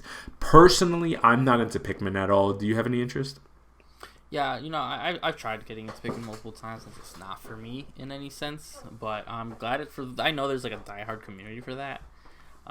Again, I'm surprised they're even releasing it so close to. I know that's 2 months after Tears of the Kingdom, but I still think that's too close. but it looks like more Pikmin. I know there's like a weird dog or something now, so that's cool, I guess. Yeah, normally I would feel like 2 months is enough time, like breathing room. However, we know the Zelda oxygen sucking that happens, where like, that Zelda's a tough one, where it's like almost if you release in the same quarter or even half of the year as Zelda, I think there's to some degree going to be some of your oxygen sucked up. Now, obviously, Pikmin 4 and Zelda are different enough that I'm not concerned about cannibalizing fan bases at all. Yeah. And so there's no concern there, but I mean, just think of what like Zelda did to Horizon 1, and that was a different console. They were console exclusives, and think about what that did, where like one was completely in the PlayStation ecosystem, the other one was completely in the Nintendo ecosystem, and Zelda had a demonstrable effect on the just coverage that Horizon got. And obviously they launched like right around each other, so it's a little different. But yeah, Zelda, that's a tough one where it's like, personally, if I was in the Nintendo ecosystem, get me away from Zelda as far as possible. And Pikmin 4 is one of those games where like it's not like an annualized release or anything like that. So if you punted it a quarter, I don't think it'd make that much of a difference. Again, we're talking about like there's years in between releases. So personally, I would want a little bit more breathing room. I agree with you there. But it is kind of funny how like 2 entire months after, and you and I are just like, it seems a little tight. You know what I mean? Because exactly. Any other ecosystem, whether it was like Ghost of Tsushima and Last of Us, they were fine. They got their moments, and that was okay. But Zelda's its own beast. You know what I mean? Like that's gonna be that's Game of the Year potential. And so I think they're kind of in a tricky. Almost any other franchise other than Mario, I think, is gonna have a hard time not getting some of their PR kind of wrapped up into the Zelda thing, with any degree of proximity to it. So I'm curious to see how Pikmin does. It's been dormant for a bit. I think the last one came out on Wii U, right? Pikmin 3 was Wii U. I believe so, and then they ported that one to Switch. Yeah, it did. And so the franchise hasn't been super dormant, but it's also not super active. But it does have an insane cult fan base, so I have no doubt it's going to do well. I wonder like how it's going to do, kind of just outside the ecosystem. Like, is it going to light the world on fire? Like, Pikmin 4 has always been a weird one, where it seems kind of like this like a low key type game, but the way people talk about it, like. I never quite understood it, but I'm not against it. I just don't quite understand why they love it so much. But it's really interesting stuff. The next one, Game Boy and Game Boy Advance games have been added to the Nintendo Switch Online service. From what I understand, the Game Boy games are added to the regular service, and then the Advance games are limited to people with the expansion pass, like the N64 games, I believe. This was kind of like a stealth thing. Obviously, we knew kind of on like a macro level this would eventually come, but nobody knew when. It wasn't kind of teased or anything like that. It was very much it announced and it's out. And I love that kind of stuff. You and I both have been very clear. We hate the drip feed approach that Nintendo's had to virtual consoles. It's been very annoying. That continues to hear. I've played these games. I like them a lot. The emulation is great. You would hope. You would hope that these games that run on phones regularly could run on Switch, and they're running good. They look great, and I'm really happy with the emulation, especially for the Game Boy games. They have really cool different visual effects with some of like the blurring that you see, the kind of residual trail that leaves on Game Boy games. It's like super nostalgic for me to see that.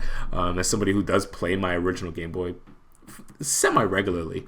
So I think the emulation's really good. I'm glad to have that. And again, I already subscribed to the expansion pass service. So it's essentially no additional cost impact for me. So I was happy for it. I'm happy to try it out. There's still always going to be issues with the general just game choices that they make. There are first party games that were like, where are those? Naturally, a lot of the ones people are asking for, the Golden Suns and stuff like that, who knows if those will ever pop up. But what are your thoughts about this Game Boy and Game Boy Advance games coming to Switch finally? Yeah, and that's the key word. I was like, finally. Though I don't have my Nintendo thing active right now, just because I haven't been playing there. And in a world when I see some of these stuff and I see these directs and they're like, oh, remember this game? I'm like, awesome. I get it on my Steam Deck. Just because it is there, but it is nice when you only have a Switch, or when you hook up the Switch, and you don't want to carry so many devices that they're there. It's always just weird to me the catalog they choose. They gave you Super Mario Bros. 3, which is whatever, Super Mario Advance 4 or whatever it is. Why didn't they release them in order or something like that? Or they have what's that other game? It's like a flip Kuririn. Yeah, there's another one that they. Yeah. I'm not going to try to say it. I what's up with that? And but then you see those stars like Mario and Luigi Superstar Saga, which is a really big high-end game. WarioWare, the original WarioWare, which is really the only WarioWare I liked a lot. But then it's like, oh, Metroid Fusion coming soon, Golden Sun coming soon, F-Zero coming soon. I'm like, what do you mean? I'm like, why aren't they kind of ready to go now? You want to bolster it, or at least show a sort of release schedule, because that's my biggest complaint. I love that this is here. When I have my Nintendo Online thing reinstated, I'll be like, nice, because look at all these things I can just jump into with the save states that are the natural save states that Nintendo has is so good compared to a lot of the emulators. Oh yeah, played. That's a big thing for me. That's I hate a huge one for me. Because even on Steam Deck, the things they do have emulate, sometimes it is a little wonky to save state it, because I'm not on a PC, so I can't just file save. So it is, having that just so natively there is super nice. I just hope they really bolster it up and make it good, make it like content filled. Yeah, and I think there are also questions like the Pokemons would be, I think, a massive one for them, and I don't know if that's gonna happen. Like this is the first console. Now we're in new territory where I have a lot of questions, and I think Game Boy and Game Boy Advance games were the ones people had the questions. We knew it was going to come, but then like GameCube, obviously the next one, like what's going to happen with that? Now that Sega Genesis is on there, is there a possibility for Dreamcast? Like what's the timeline on those? That was my question. Was were they going to exhaust the consoles and then go to handhelds? But it looks like no, they're working the handhelds in there, but not 100% chronologically, because obviously the Game Boy Advance came out 2001, maybe something like that. And then the Game Boy is all way back in '89, so they're playing a little bit around with like the chronology of things. But overall, I think it's absolutely a step in the right direction. I think to some degree I'm always going to have an issue with the drip feed approach, where they add 3 games every 4 months. Like it's just not great, and not to mention when 2 of those games are probably not going to be very good, or at least anything most people care about. So yeah, hopefully when it's all said and done, that's what I always said. When it's all said and done, I think they're gonna have a really nice little virtual catalog on the Switch with save states, and that's gonna be really nice. But it's super annoying to kind of wait for that in these really tiny batches, and then the games that they choose at times I don't understand. There are like first party games that they straight like the fact that they just don't touch Mother is so weird to me. You know what I mean? And things like this are like the perfect example of like how to bring that over. And if you want to introduce a quick translation, this is the perfect avenue to do it, and they just don't. But overall step in the right direction. Next one, resurfacing of something that people had questions about. Advanced Wars 1 and 2 Boot Camp are releasing finally on April 21st, 2023. I know. I'm excited about this. Steve, how excited are you? I think every time a Nintendo Direct came up, this was always the thing, right? I understood the initial, actually not really, but the initial delay, fine. It was the ghost silence that was killing me. And finally, we have it not too far off, April. So nice little thing right before Zelda. So it'll be exciting. I'm excited. Again, this is something we've been waiting for a while now. And the crazy thing is, the game is done, and we understand. But I was so happy when I saw this. I was so happy. I was like, finally. So I'm super excited for this. Yeah, and my big thing was that I was just glad that it didn't become vaporware, just because obviously the complexities around releasing this game, that resolution didn't seem like it was coming anytime soon. And so I was like, I could totally see this, unfortunately, kind of just slipping into nothingness eventually, and enough time advances that it just becomes like what Rockstar's game name, like Agent and stuff like that, where it's just like they announce it, things changed, and now it's gone. And so I'm just glad that, it's actually coming. So that's great. Splatoon 3, an expansion pass for it that has some kind of historical locations and stuff like that. Personally, I'm done with Splatoon. Not as a franchise, I'm talking just Splatoon 3. Like, I'm not really playing it anymore. I'm kind of over it. And I don't really play the online stuff so much. I'm really just a campaign guy, personally. So this doesn't really speak to me. It was kind of cool, I guess, seeing kind of the Splatoon 1 places and seeing some of the historical stuff. But I don't have like a ton of nostalgia for it, just because it's not an old franchise. Like, these games have come out pretty quickly. We're on the third game in this franchise, and the first one was on Wii U, I believe, right? So like, we're talking about like a franchise that's not even 10 years old yet. And so I don't have a ton of nostalgia for Splatoon 1 to the point that like this expansion pass really resonated with me at all personally, and or any of the content added. Did you care about it at all? To be honest, I haven't jumped into Splatoon 3 yet, so I looked at this and I was like, man, I do have to get around to it. But it's just one of those things where it's like, I don't know if at this point I will. And I love Splatoon. It's one of those things where I'm just like, I don't know what's going on. I just haven't jumped into it. But I'm glad they're still supporting it. They supported Splatoon 2 for a while. Yeah, they've done a really good job in terms of just like, because Splatoon was very much kind of Nintendo's first foray into a really dedicated multiplayer game. Obviously, they added the offline component to it, but it's their kind of first major foray into that. And I think they've done a surprisingly good job with supporting it with DLC and content, keeping things stable, keeping the community engaged. So I'll commend them for that for sure. The next one is what I was the most excited for. No surprise there. And it was something that I had heard about previously, but I didn't pay any attention to.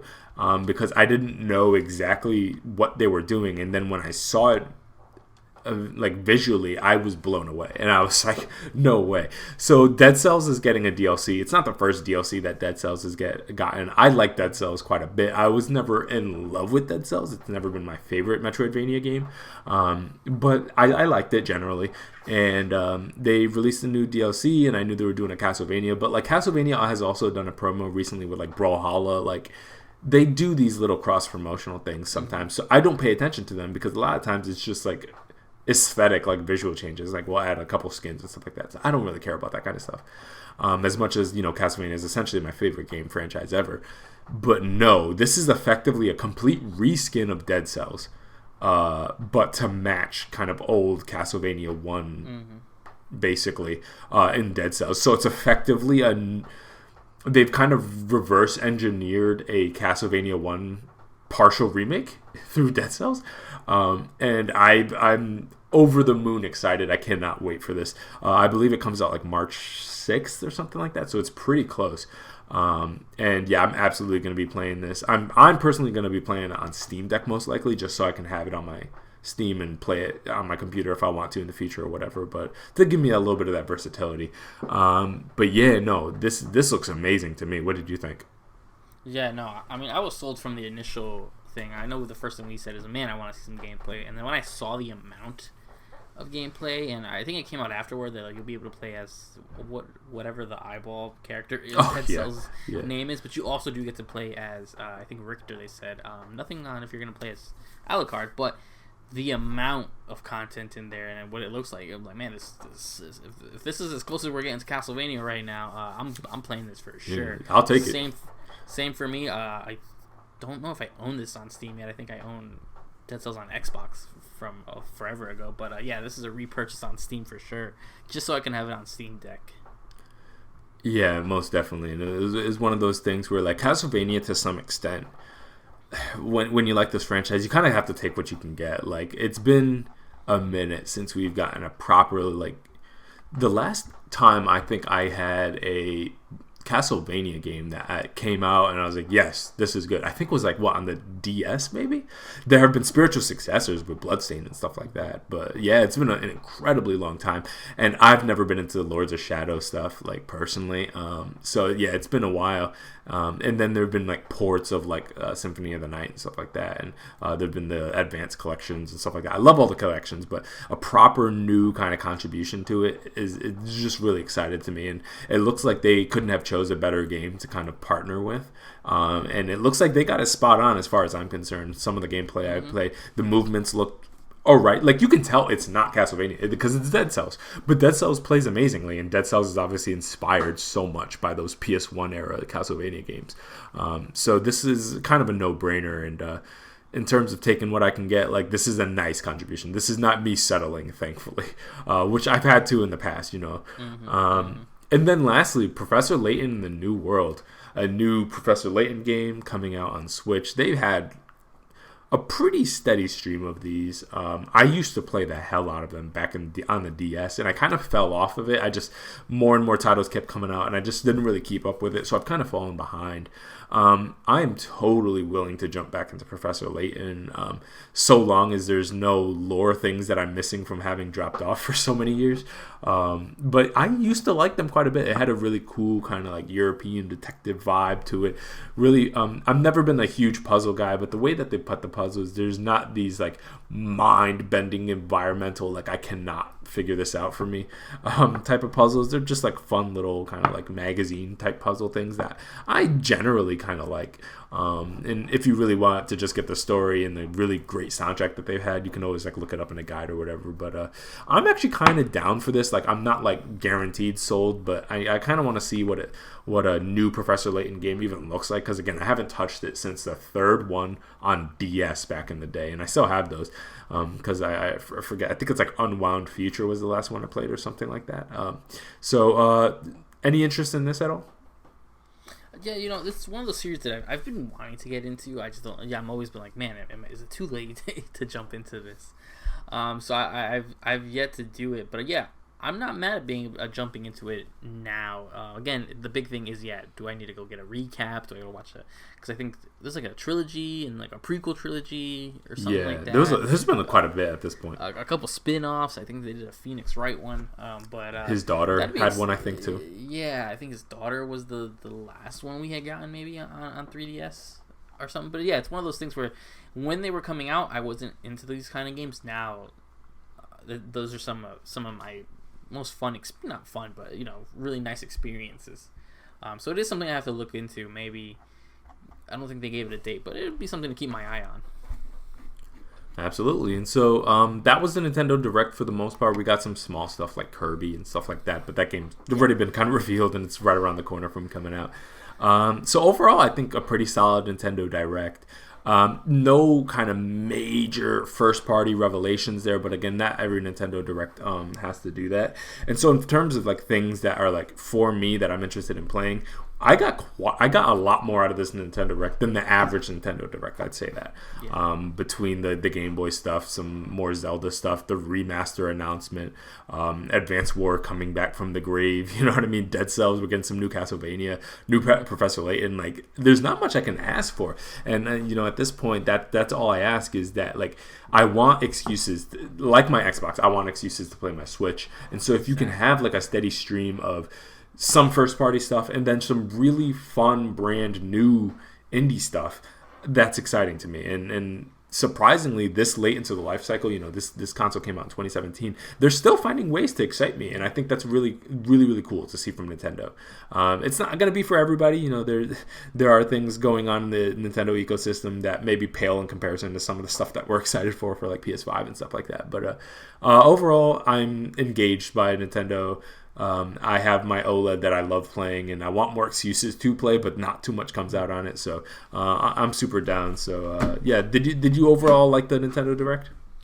I do. I think these kind of directs are needed sometimes to sort of catch up and not only just give updates, but sort of reset. Or there was a lot of mystery. I'm like, what's even going on with the Switch? Is Zelda it? But then you get the Metroid Prime Remaster, Pikmin, Game Boy Advance stuff. The Advance War's finally coming. So it is one of those things where it's like, I'm assuming we're gonna get probably a direct that's all focused on Zelda soon, and then sometime in the summer, we haven't discussed it, but there basically is gonna be no E3. Sometime in the summer you'll have that big Nintendo Direct that's gonna be like, well, yes, here's the new this and the new this and the new this. But of course, I think this is one of those directs that's like kind of needed to sort of just rearrange, show what's going on Switch right now, and in a couple of weeks and months, and then later down the line you'll get the big reveal, the big next Mario game or whatever. Yeah, this was definitely a very much like a reminder to the current install base. Like, hey, we're still here. We still got some stuff for you to keep you guys engaged. This wasn't the direct to be like, hey, guys, for all y'all who are maybe not sold or who have lapsed on your Nintendo stuff, like, we got something for you. That, I think, is a little bit more rare, where they really get people outside of the Nintendo ecosystem a little bit more excited. That maybe come later this year, as you said, with whatever you would imagine an Odyssey sequel will come eventually, stuff like that. But for right now, yeah, they're very much in a like, for you guys who are still rocking with us, who are still here, we got something for you, and that ultimately is the most important thing for them to do, is to keep the base happy, whatever that may be. I think obviously with Switch sales, we've seen that they've hit critical mass. Everybody who I think is interested in having a Switch at this point probably has one. And so now at this point, it's kind of just keeping them engaged, keeping them happy, and buying time until you're ready to upgrade the device whenever that may be come. And again, that's a whole different subject of when that happens or if that happens or whatever. But for right now, I think they're doing a decent enough job with what they've announced now to keep people engaged. Now, if you asked me, 4 weeks ago, if I thought they were doing a good job, absolutely not, because there was radio silence. They had nothing. But now they're filling a little bit of gaps. We're getting small things. Now we have first-party release, a major first-party release, even if it's not for you or I.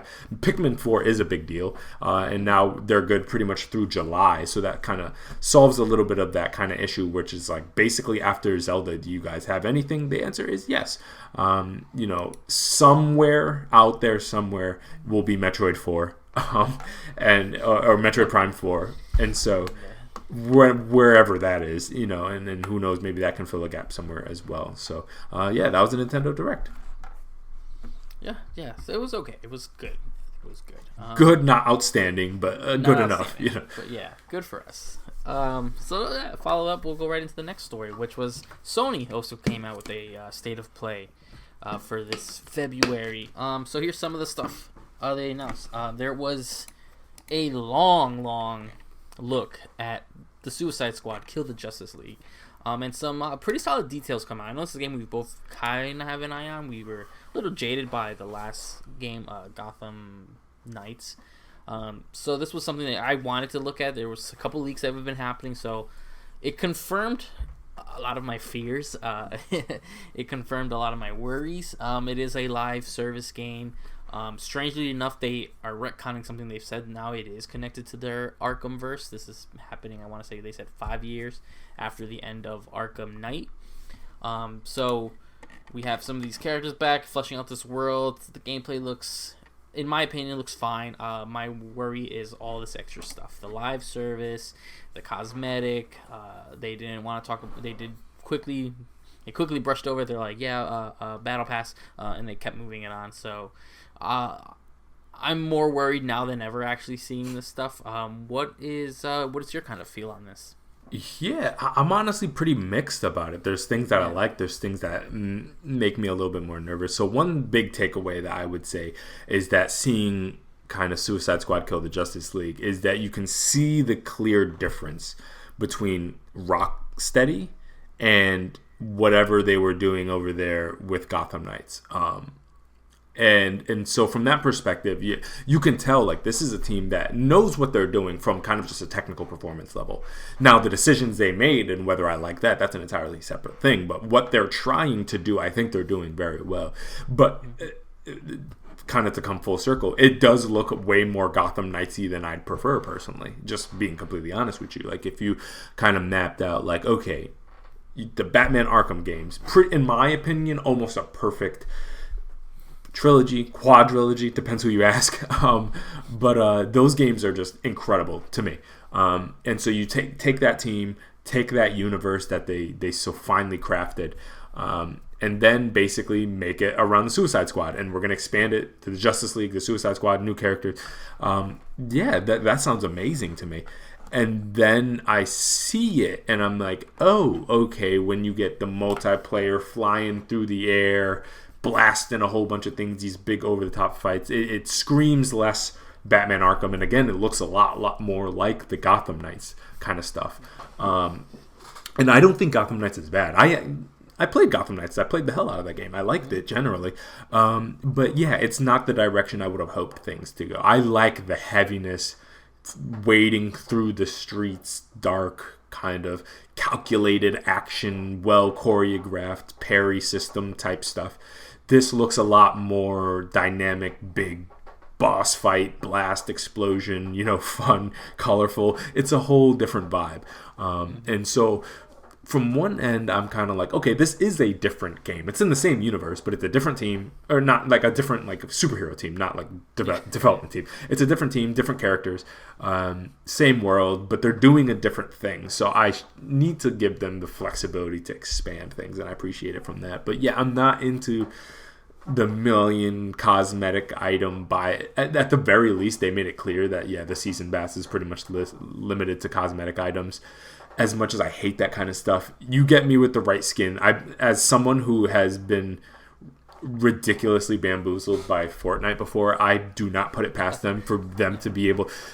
God forbid they put something Wonder Woman in there. Oh, I'm screwed. But so there's things I like about it. I'm gonna get it. I think it's gonna be fun. But yeah, they made some creative choices that I would have preferred them not make personally. And I think it's very obviously Rocksteady, unfortunately, impacted and influenced by the game industry around them as opposed to what used to happen.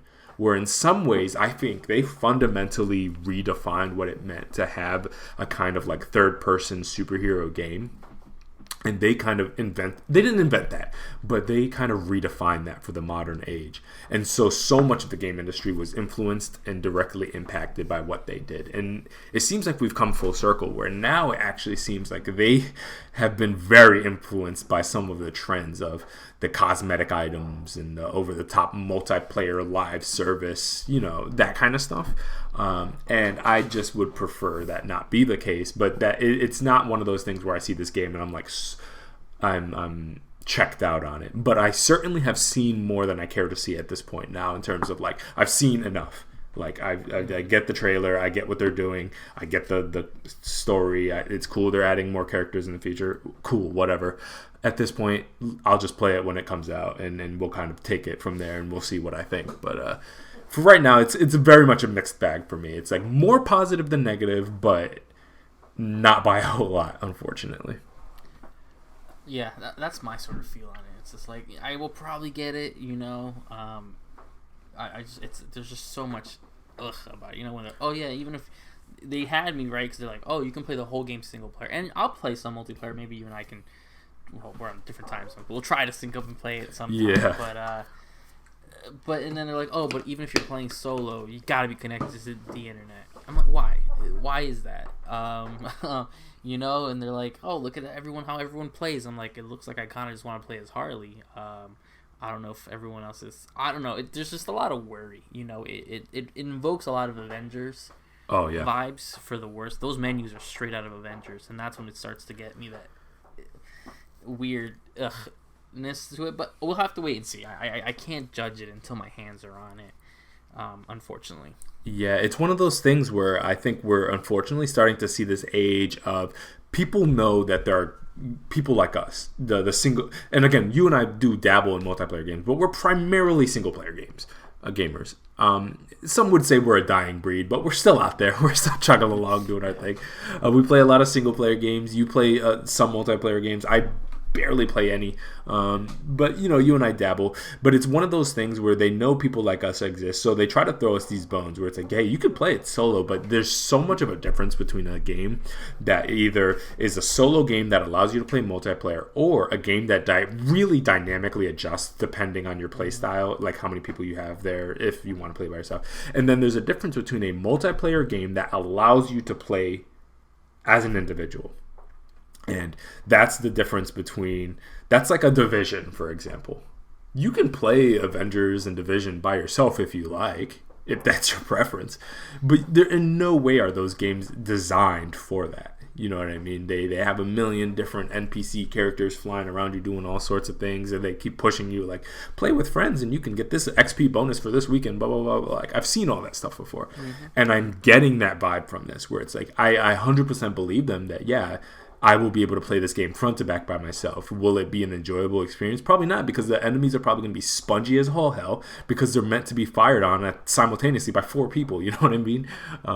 It's stuff like that I get like a little anxious about, and it's just, I didn't necessarily expect this game from Rocksteady.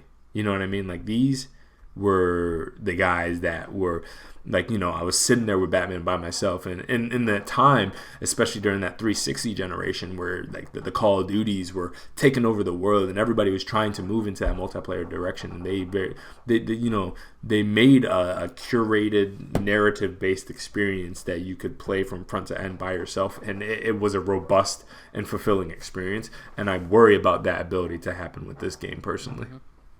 Yeah, I have that same fear. Moving on though, again, we'll have to see what goes on with that as is. The next thing at the state of play, some more Street Fighter 6. I'm starting to get to the point where I understand we're not going to see too much more of the game. We're going to just keep getting character reveals. So that was what we really got here. We've got Zangief, a new look at Zangief, who he looks like Zangief, all right. Yeah. Lily, and big favorite of mine, and it's also just a big community favorite, Cammy, in Street Fighter 6. They all look great. I love the new designs for a lot of them.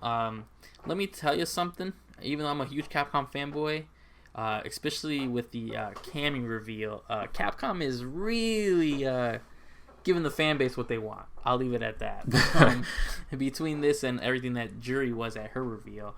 But the game just keeps looking so stylish. Like, the second you see it, I know there was a weird thing at the original announcement. We weren't sure about the feel, but I think Street Fighter 6 is really just 100% in this new style, and I'm all for it. Seeing everyone just a little bit more aged up. This is one of the first times we get a Cammy reveal that she's not in her normal outfit. Everyone's in this new style, and I'm loving it. What did you think of the reveals? Yeah, I mean, hey, I'm liking what I'm seeing too. Again, I'm a lot more a casual fan than you are, but I do love a character reveal, and I love the new look. Especially Cammy's new look is awesome. I really love the aesthetic of this game. This game looks awesome. Every time the first time I saw it, I was like, okay, that's a cool style. It's got this kind of like neon street feel to it that I was like, okay, this is an interesting aesthetic.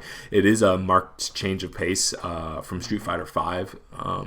And so I was like, I'm really digging the aesthetic. Some of the new characters, cool. Some of the I like the direction. And now just seeing kind of the new character designs, also with the kind of new kind of feel of the game, kind of with the aesthetic and the way it's running and everything like that. Yeah, this game looks awesome to me. Like, I really like and that's the one thing is that I always value about Street Fighter, where it really does have its own sense of identity, but they do genuinely try to innovate from game to game, which is very unique for Street Fighter in that way, where it's like, I love Tekken, but generally, other than like visual fidelity and the way the game runs and maybe some new characters, it's essentially a similar experience from game to game.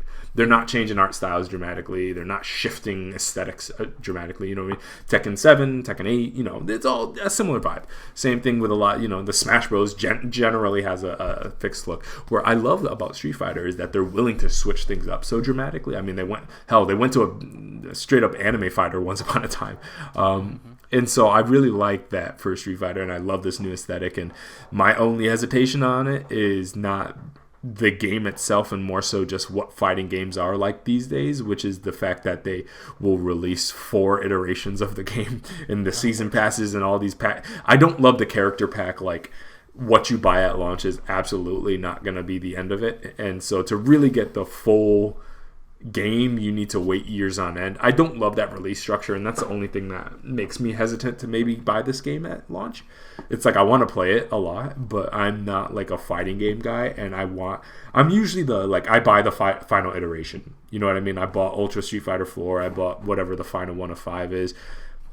I don't want to wait that long for 6, but I feel like that's the most economical option, because I'm not the guy to buy the packs as they come out and seasons. I'm not doing all that, so that's my only hesitation on it. But generally, the game looks phenomenal. Yeah, Capcom's known for that, especially with Street Fighter, the release. Yeah, which is an old thing they've done too. It goes back. Yeah, it goes back. Luckily, with 5, they were slightly better. They did, keep releasing versions of it, but basically, it was every year or 2 years.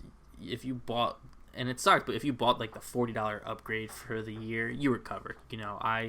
Every year since Street Fighter 5, not every year, but they just got $30 pack, and you got the arcade edition, you got all the characters and stuff like that. So as long as they do it that way and not, Street Fighter 5 had a lot of issues with microtransactions and stuff like that. I'd rather just pay the year season update, give me the characters, the costumes, and I'm good to go. But we'll see. They haven't really discussed the monetization of what 6 is going to be. Yeah, as I kind of mentally pivot into this kind of new age of things, I think I've warmed up a little bit to the idea that if you want to run it as a platform, you know what I mean? Like Street Fighter 6 is a platform, and you just need to buy these new...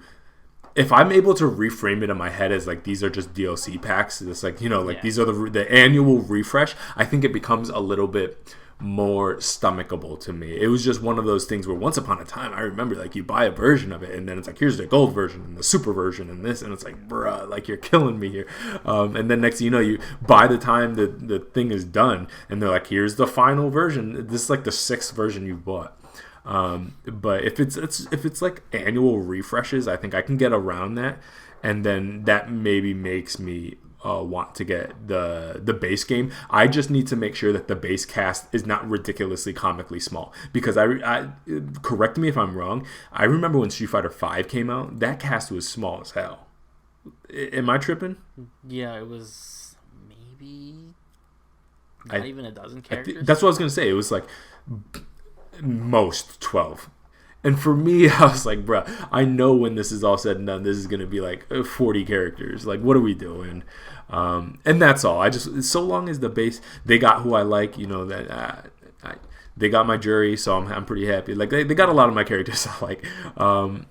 I think I'm probably more inclined to buy this game at launch. But so far, do you know when this comes out? Is it June? Street Fighter 6? I want to say it was June. I want to say they give it. I know there is a date. So we'll because I don't think it's super far out. June 2nd. Okay, yeah, so that's not too bad. Yeah, I think that's a good time. It just run the summer as my fighting game of the summer. I'm down with that. Yeah, same. Next up, during the State of Play, we got another look at Baldur's Gate 3. I'm not into Baldur's Gate at all. I know this is a big deal because the original Baldur's Gate 3 was canceled. I'm very, very light on the details, but it looks cool, and I know there's a big community behind it. I know it being, I think it's a PC and PS5 launch. I don't know what's up with the Xbox, but it looks interesting. But I just know it's one of those games I'm not going to get into. Anything for you there? I'm probably going to piss some people off with saying that. I don't play this game. I've never played this franchise before, and it looks just visually like a worse Dragon Age to me. And so I have no interest in play. And I know that's gonna. I'm sure there is a dedicated people who they're like, oh, Baldur's Gate came out first, blah blah blah. Yeah, they both look pretty bad, but yeah, no, I'm kind of good. I thought it was Dragon Age for a second, and then it zoomed out and had a different battle structure, and I was like, oh, this is something else. But, yeah. I'm curious on how it's gonna run on PS5 because it looks like it's all hotkey to the keyboard, but we'll see. Whether you want it or not, another look at Resident Evil 4. I did watch this one because I've been skipping most of the Resident Evil 4 trailers. I don't need to see any more. The game looks great. There's going to be a free PSVR2 update for Resident Evil 4. That looks great. That update's going to come way later after launch. I'm ready for the game. I don't want to keep looking at this because it looks fantastic. I'm sold on it. Stop showing me it, please. But everything we have seen looks great. I know you're excited for RE4 remake. Oh, so. Yeah. But I've seen more than enough. Yeah. Like that's, I and another thing is like you're seeing a lot of a game that we played before. Like there's a remake, but like we know the story. Like that's enough. So yeah, for me it's just a matter of just waiting for this to come out. It's like right around the corner. I think it's it's in March too. Yeah, it's March. So. Yeah, so it's right around the corner. It's like. Let's just get the game out and that's enough. But everything I see looks great. I mean, the game looks phenomenal. This is any maybe apprehensions I had about them returning back to this beloved game and if they're going to get it right have long since been kind of addressed. And yeah, it looks like they got it right. They get it. They're cleaning it up in the ways that I wanted them to clean it up. And they showed me the spinning kick. I always want to see the spinning kick. But yeah, no, things look really good, and now at this point, I'm probably gonna go on like blackout mode with this game. Like I don't want to see it because I know they're probably gonna drop another trailer. They're gonna be like, and right before release day trailer. The final trailer. Well, they always dub it the final trailer. That's enough. Like I'm gonna probably go on blackout in this game, and I'll just see it when I play it. Yeah, pretty much. That's a day one purchase for me. Oh, absolutely. Coming from, we're big Tetris Effect fans, so coming from those developers, they have I believe their own new IP, Humanity, which looks like an interesting sort of puzzle, a puzzly game. You're a dog carrying through. It's so hard to describe. What did you feel about this game? So I love Tetris Effect. And I love kind of those dynamic musical, weird, trippy visual puzzle games. Like I'm into that kind of stuff. I liked Luminous back in the day. Like this specific kind of gameplay style it wasn't really speaking to me too much. Like it looked kind of confusing but not bad. Just like I'm like that doesn't look that fun to me. It kind of reminded me, and I can't remember the name of it, but there's this old I think Genesis game where you lead these little green men in these paths, and it kind of is like an early precursor to Pikmin. I forget the name of them, but it reminded me a little bit of that, where you kind of set these paths and traps and trying to get them from point A to point B, and there's all these things. It's something we've seen before, but this seems like a very kind of new way and very creative way to approach it. If this is on Game Pass, for example, I absolutely would be willing to try that out. But yeah, I don't really see myself jumping into this one personally. Yeah, it's funny. I looked at it and I'm like, it looks like Choo Choo Rocket. Yeah, I see what you mean. But I know this. I think there's a demo available or something like that for a limited time on Steam. It may be on PlayStation as well, but it doesn't look like something I'm going to be super dying. I know there's like a weird fascination with these kind of puzzle games, but just not for me. We had another look at, and I always screw up the pronouncing, Tchia? I don't know. Which was a little indie game that I don't remember when it was originally shown at one of the conferences or one of the directs or something. It always looked interesting. I do like the sort of aesthetic. I am all inspired by different parts of the world. So it still looks interesting to me. I don't know when I'll get around to playing it because I know this is also March, and March is pretty much going to be Resident Evil for me. But what did you feel about the new look at the Chia? Yeah, it's one of those things. I know it's going to be on I forget the name of the service, but whatever PlayStation's Game Pass is, I don't know what it's called. Yeah, that's true. It's going to be on there. So like, I'm definitely going to play it. I just don't know when. Yeah, as you said, March is kind of fulfilled, and April's got some things, and Jedi Survivor eventually is going to come out. It's going to be a whole thing. So I will try to find some downtime to give this a shot. It looks pretty cool. Like I'm down with the kind of like Pacific Islander meets Wind Waker meets a little like Kena Bridge of Spirits thing. Like I like what they're doing there. But is it like a day one, like I need to jump into it? Probably not, but I'm willing to give it a shot, and the developers look like they put a lot of heart and soul into this, and it looks pretty fun, and I generally like the aesthetic, so I'm going to try it out, but I just don't know when. I'm in the same boat as you. Yeah, and I gotta see if it's like, and I guess there'll be these are answers we'll get when the game's released. Like, is there a real story behind it? Because I know they're like, oh, look at this open adventure physics, take over animals. I'm like, okay, but what am I supposed to do? Is this something I can beat? But it may have the same sort of feel for like Stray. Stray was a big popular when that was on that PlayStation Essentials, whatever they call it. But it maybe it'll be something for that time. Next up, goodbye Volcano High. I have nothing to say. I know who this game is for, and it's not me. Any thoughts on Volcano High?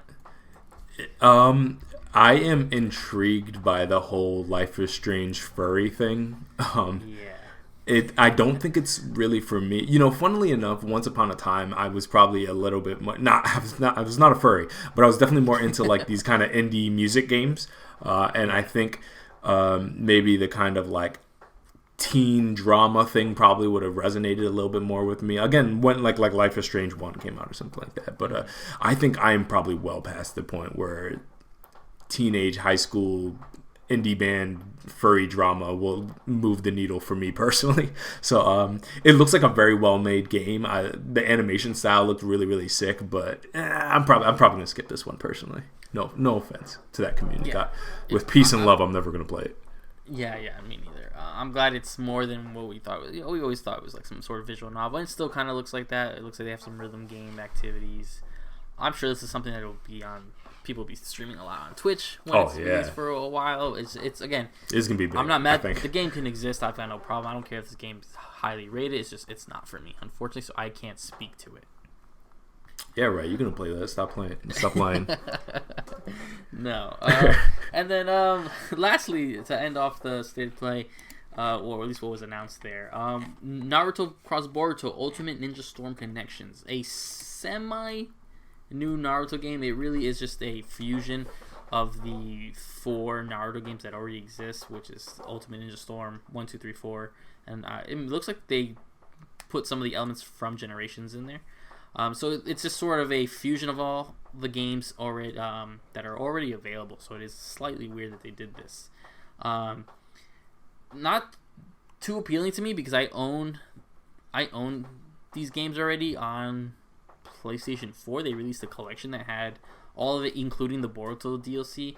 The only thing that gets me is they are adding some new characters, so I wonder if they're going to add any new story elements to it. I guess having them all, it's iffy, right? Because is it all in one package? Is it going to be one disc that you have to download and you're going to launch the game separately? They're talking about how it's going to be all connected into one packaging, so that might be nice for people who like to have it all together. I don't think it's going to work that way specifically because the battle systems change, not significantly, but there are distinct changes between Ultimate Ninja Storm 1, 2, and 3, and 4, where some of the elements in 4 don't exist in prior, so you can't just have one giant roster, at least to my knowledge. I don't think, unless they show that later. Not a big day one buy for me, but I guess in light that they haven't done a new Naruto game in a while, it is weird. But it's there. I know you're a big Naruto fan, but I don't. Is this something for you?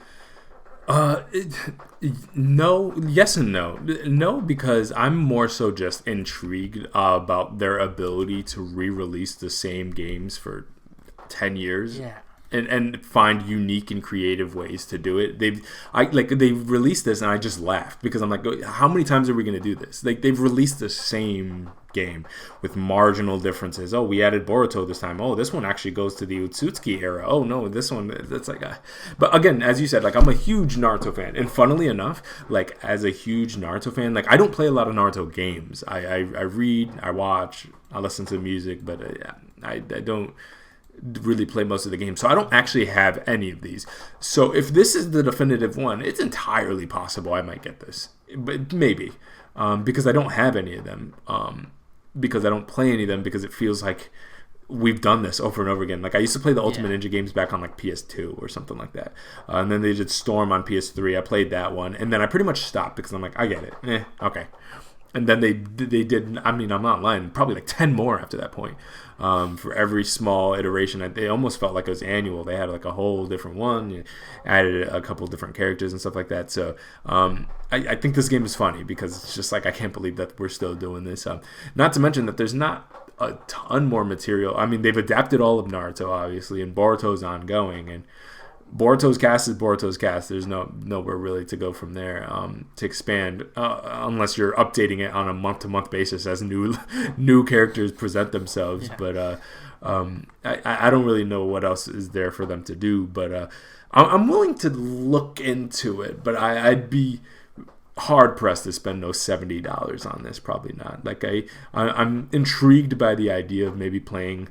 They showed this whole like saga where you're playing from like the early Naruto days all the way through. I'm intrigued by that. That looks like maybe a fun little time killer at nighttime before bed. Play an hour or so, crank out a couple missions. Fight Zabuza or something crazy like that. But yeah, we'll see. But I'm leaning towards no because I don't understand why we're still doing this. Yeah, that's my biggest thing is that this is not. I assumed when they ended the Naruto section, I thought they were going to start doing, Boruto Ultimate Ninja games and going forward there. So the fact that this is just, again, it's the games that existed somewhat put together. Again, I don't know how it's going to work. I don't know exactly what it is. That's why it's sort of just a collection again that they're doing. Because the last Naruto game, the big DLC that came to Ultimate Ninja Storm 4 was Boruto stuff. So how much more they're gonna incorporate, I don't know. I don't know where this game exists to what it's actually even gonna do. Because I believe there's 5 Storm games, Ultimate Ninja Storm games. So they're just gonna smush the 5 together. If I remember, Ninja Storm 2 had a really weird story mode that people didn't like. The rest of it was pretty straightforward story mode. So I just don't know what this is. I don't know how you're going to do it. That's what I'm curious. If it's some revamped mode where it'd be cool to play, then maybe I'd be interested. But again, I own this on PS4 that plays on PS5. So there may not be much reason for me to get it. Yeah, a big kind of deciding factor is like the Boruto portion of it. Like if there was like a pretty robust Boruto portion where they have characters, some of the newer characters, the Idas, the Boro, Kawaki, stuff like that. I think I'd be more inclined to do it. I just don't want to retread the Naruto. Like they've done it again. I was playing Naruto games on GameCube, like the Clash of Ninja series and stuff like that. So I have a lot of those games. I'm cool on it. But if there's like a robust like Boruto cast with its own story mode, its own setting, new places, new moves, because obviously they have the karma system. If they work stuff like that in, absolutely, because that's a new game to me. That's a new, we call it Naruto Storm game, whatever, Boruto Storm game, whatever you want to call it. That's a fundamentally new thing. That's a new ground. I'm down to try that out. But until we get to that point, I'll probably pass on it until then, because I feel like now we're getting into like repackaging the same crack and trying to sell it on the street. Like it's not, they're killing me here. So I'm probably going to skip that one. But what you think of the state of play? Overall, it was kind of weak. The only thing we didn't touch, there was, I think, like a 10-minute, not montage, but it was straight 10 minutes of just PSVR games coming out. Again, none of them really stuck out to me. I missed that sort of portion. I was getting out of work, and I missed that sort of portion. I looked quickly through it. Nothing that stuck out amazingly, but it is good that they are. You're going to see that probably in the next couple state of plays, the few that we get, where there's going to be a 10-minute cross of a bunch of PSVR stuff, but it was kind of almost unnecessary, especially the fact that we discussed the reverse, but they ended with like 20 minutes of Suicide Squad stuff, which was, they were like a trailer, it ended, and they're like, wait, there's more, and then they kept showing and showing and showing. They were somewhat confident, even though it kind of had the reverse effect on the community. So it was a weird one. I don't know why the state of play even happened. I don't know why any of this kind of had a... It was really weird. I assumed it was going to be a very VR heavy one because it was like the day after VR came out or whatever. It's just like, oh, here's 3 Street Fighter characters, more Resident Evil for some reason, and then they're like, yeah, here's this, and here's this, and here's this. So it didn't make too much sense, but it was just very weak, very weak. I had people people text me, they're like, oh, what did I miss at the state of play? They were at work. I said, don't worry about it. You missed nothing. But what did you think? I thought it was fairly weak, especially after the pretty alright Nintendo Direct. Yeah, and I hate to get caught up in the hype train where like every single state of play or presentation needs like this super banger. But for me, yeah, like when I kind of finished, I to some degree I think Suicide Squad was supposed to be that, but it just kind of fell flat a little bit for me. And the things, it's one of those things where it's tough, I think, to go through a state of play and hear from these things, which are some of these are games that I do like and care about, but we're waiting for these other things. Like we want to hear about the Spider-Man 2s, we want to hear about Final Fantasy 16. Like where is that or where's that in its flow? Like, can we get some more information on that? I want to see more gameplay for that. There's a lot of things. Final Fantasy 7 Remake 2 that's coming out supposedly this year, and I know that's way far out, but we'd like to hear some more information on that. And there's lots of questions that I think are kind of up in the air and people want more information on. And so it's always, I think, going to be a little bit of tough where like everybody wants to hear about this, but you need to talk about that. I think there's always... So yeah, it was pretty lame to me. And I don't think there was anything that was super critical that required like a reveal right now. Like, I don't see why Suicide Squad couldn't do its own thing. You know what I mean? Like Rocksteady just drop a video breakdown that, or do an IGN presents or whatever. They do that kind of stuff. I don't see why they didn't do that. And all the rest of these, like Baldur's Gate 3, like is that what people were really fiending to hear about? Like, I mean, maybe I'm off base, but yeah, it was a little lame for me. It didn't seem all that necessary, and it didn't seem like the best use of time. Yeah. But I gotta give it to, at least they did do something. They tried. Xbox. Yeah. We have Xbox being completely quiet with nothing. So, oh God, don't even remind me. But yeah, I thought it was again just kind of there. All right, so pretty eventful episode. We had quite a bit to discuss. Hope you guys enjoyed the show. I'm Jabril, and I'm here with Steve. Hope you guys enjoyed. And we'll see you guys in the next episode. Bye.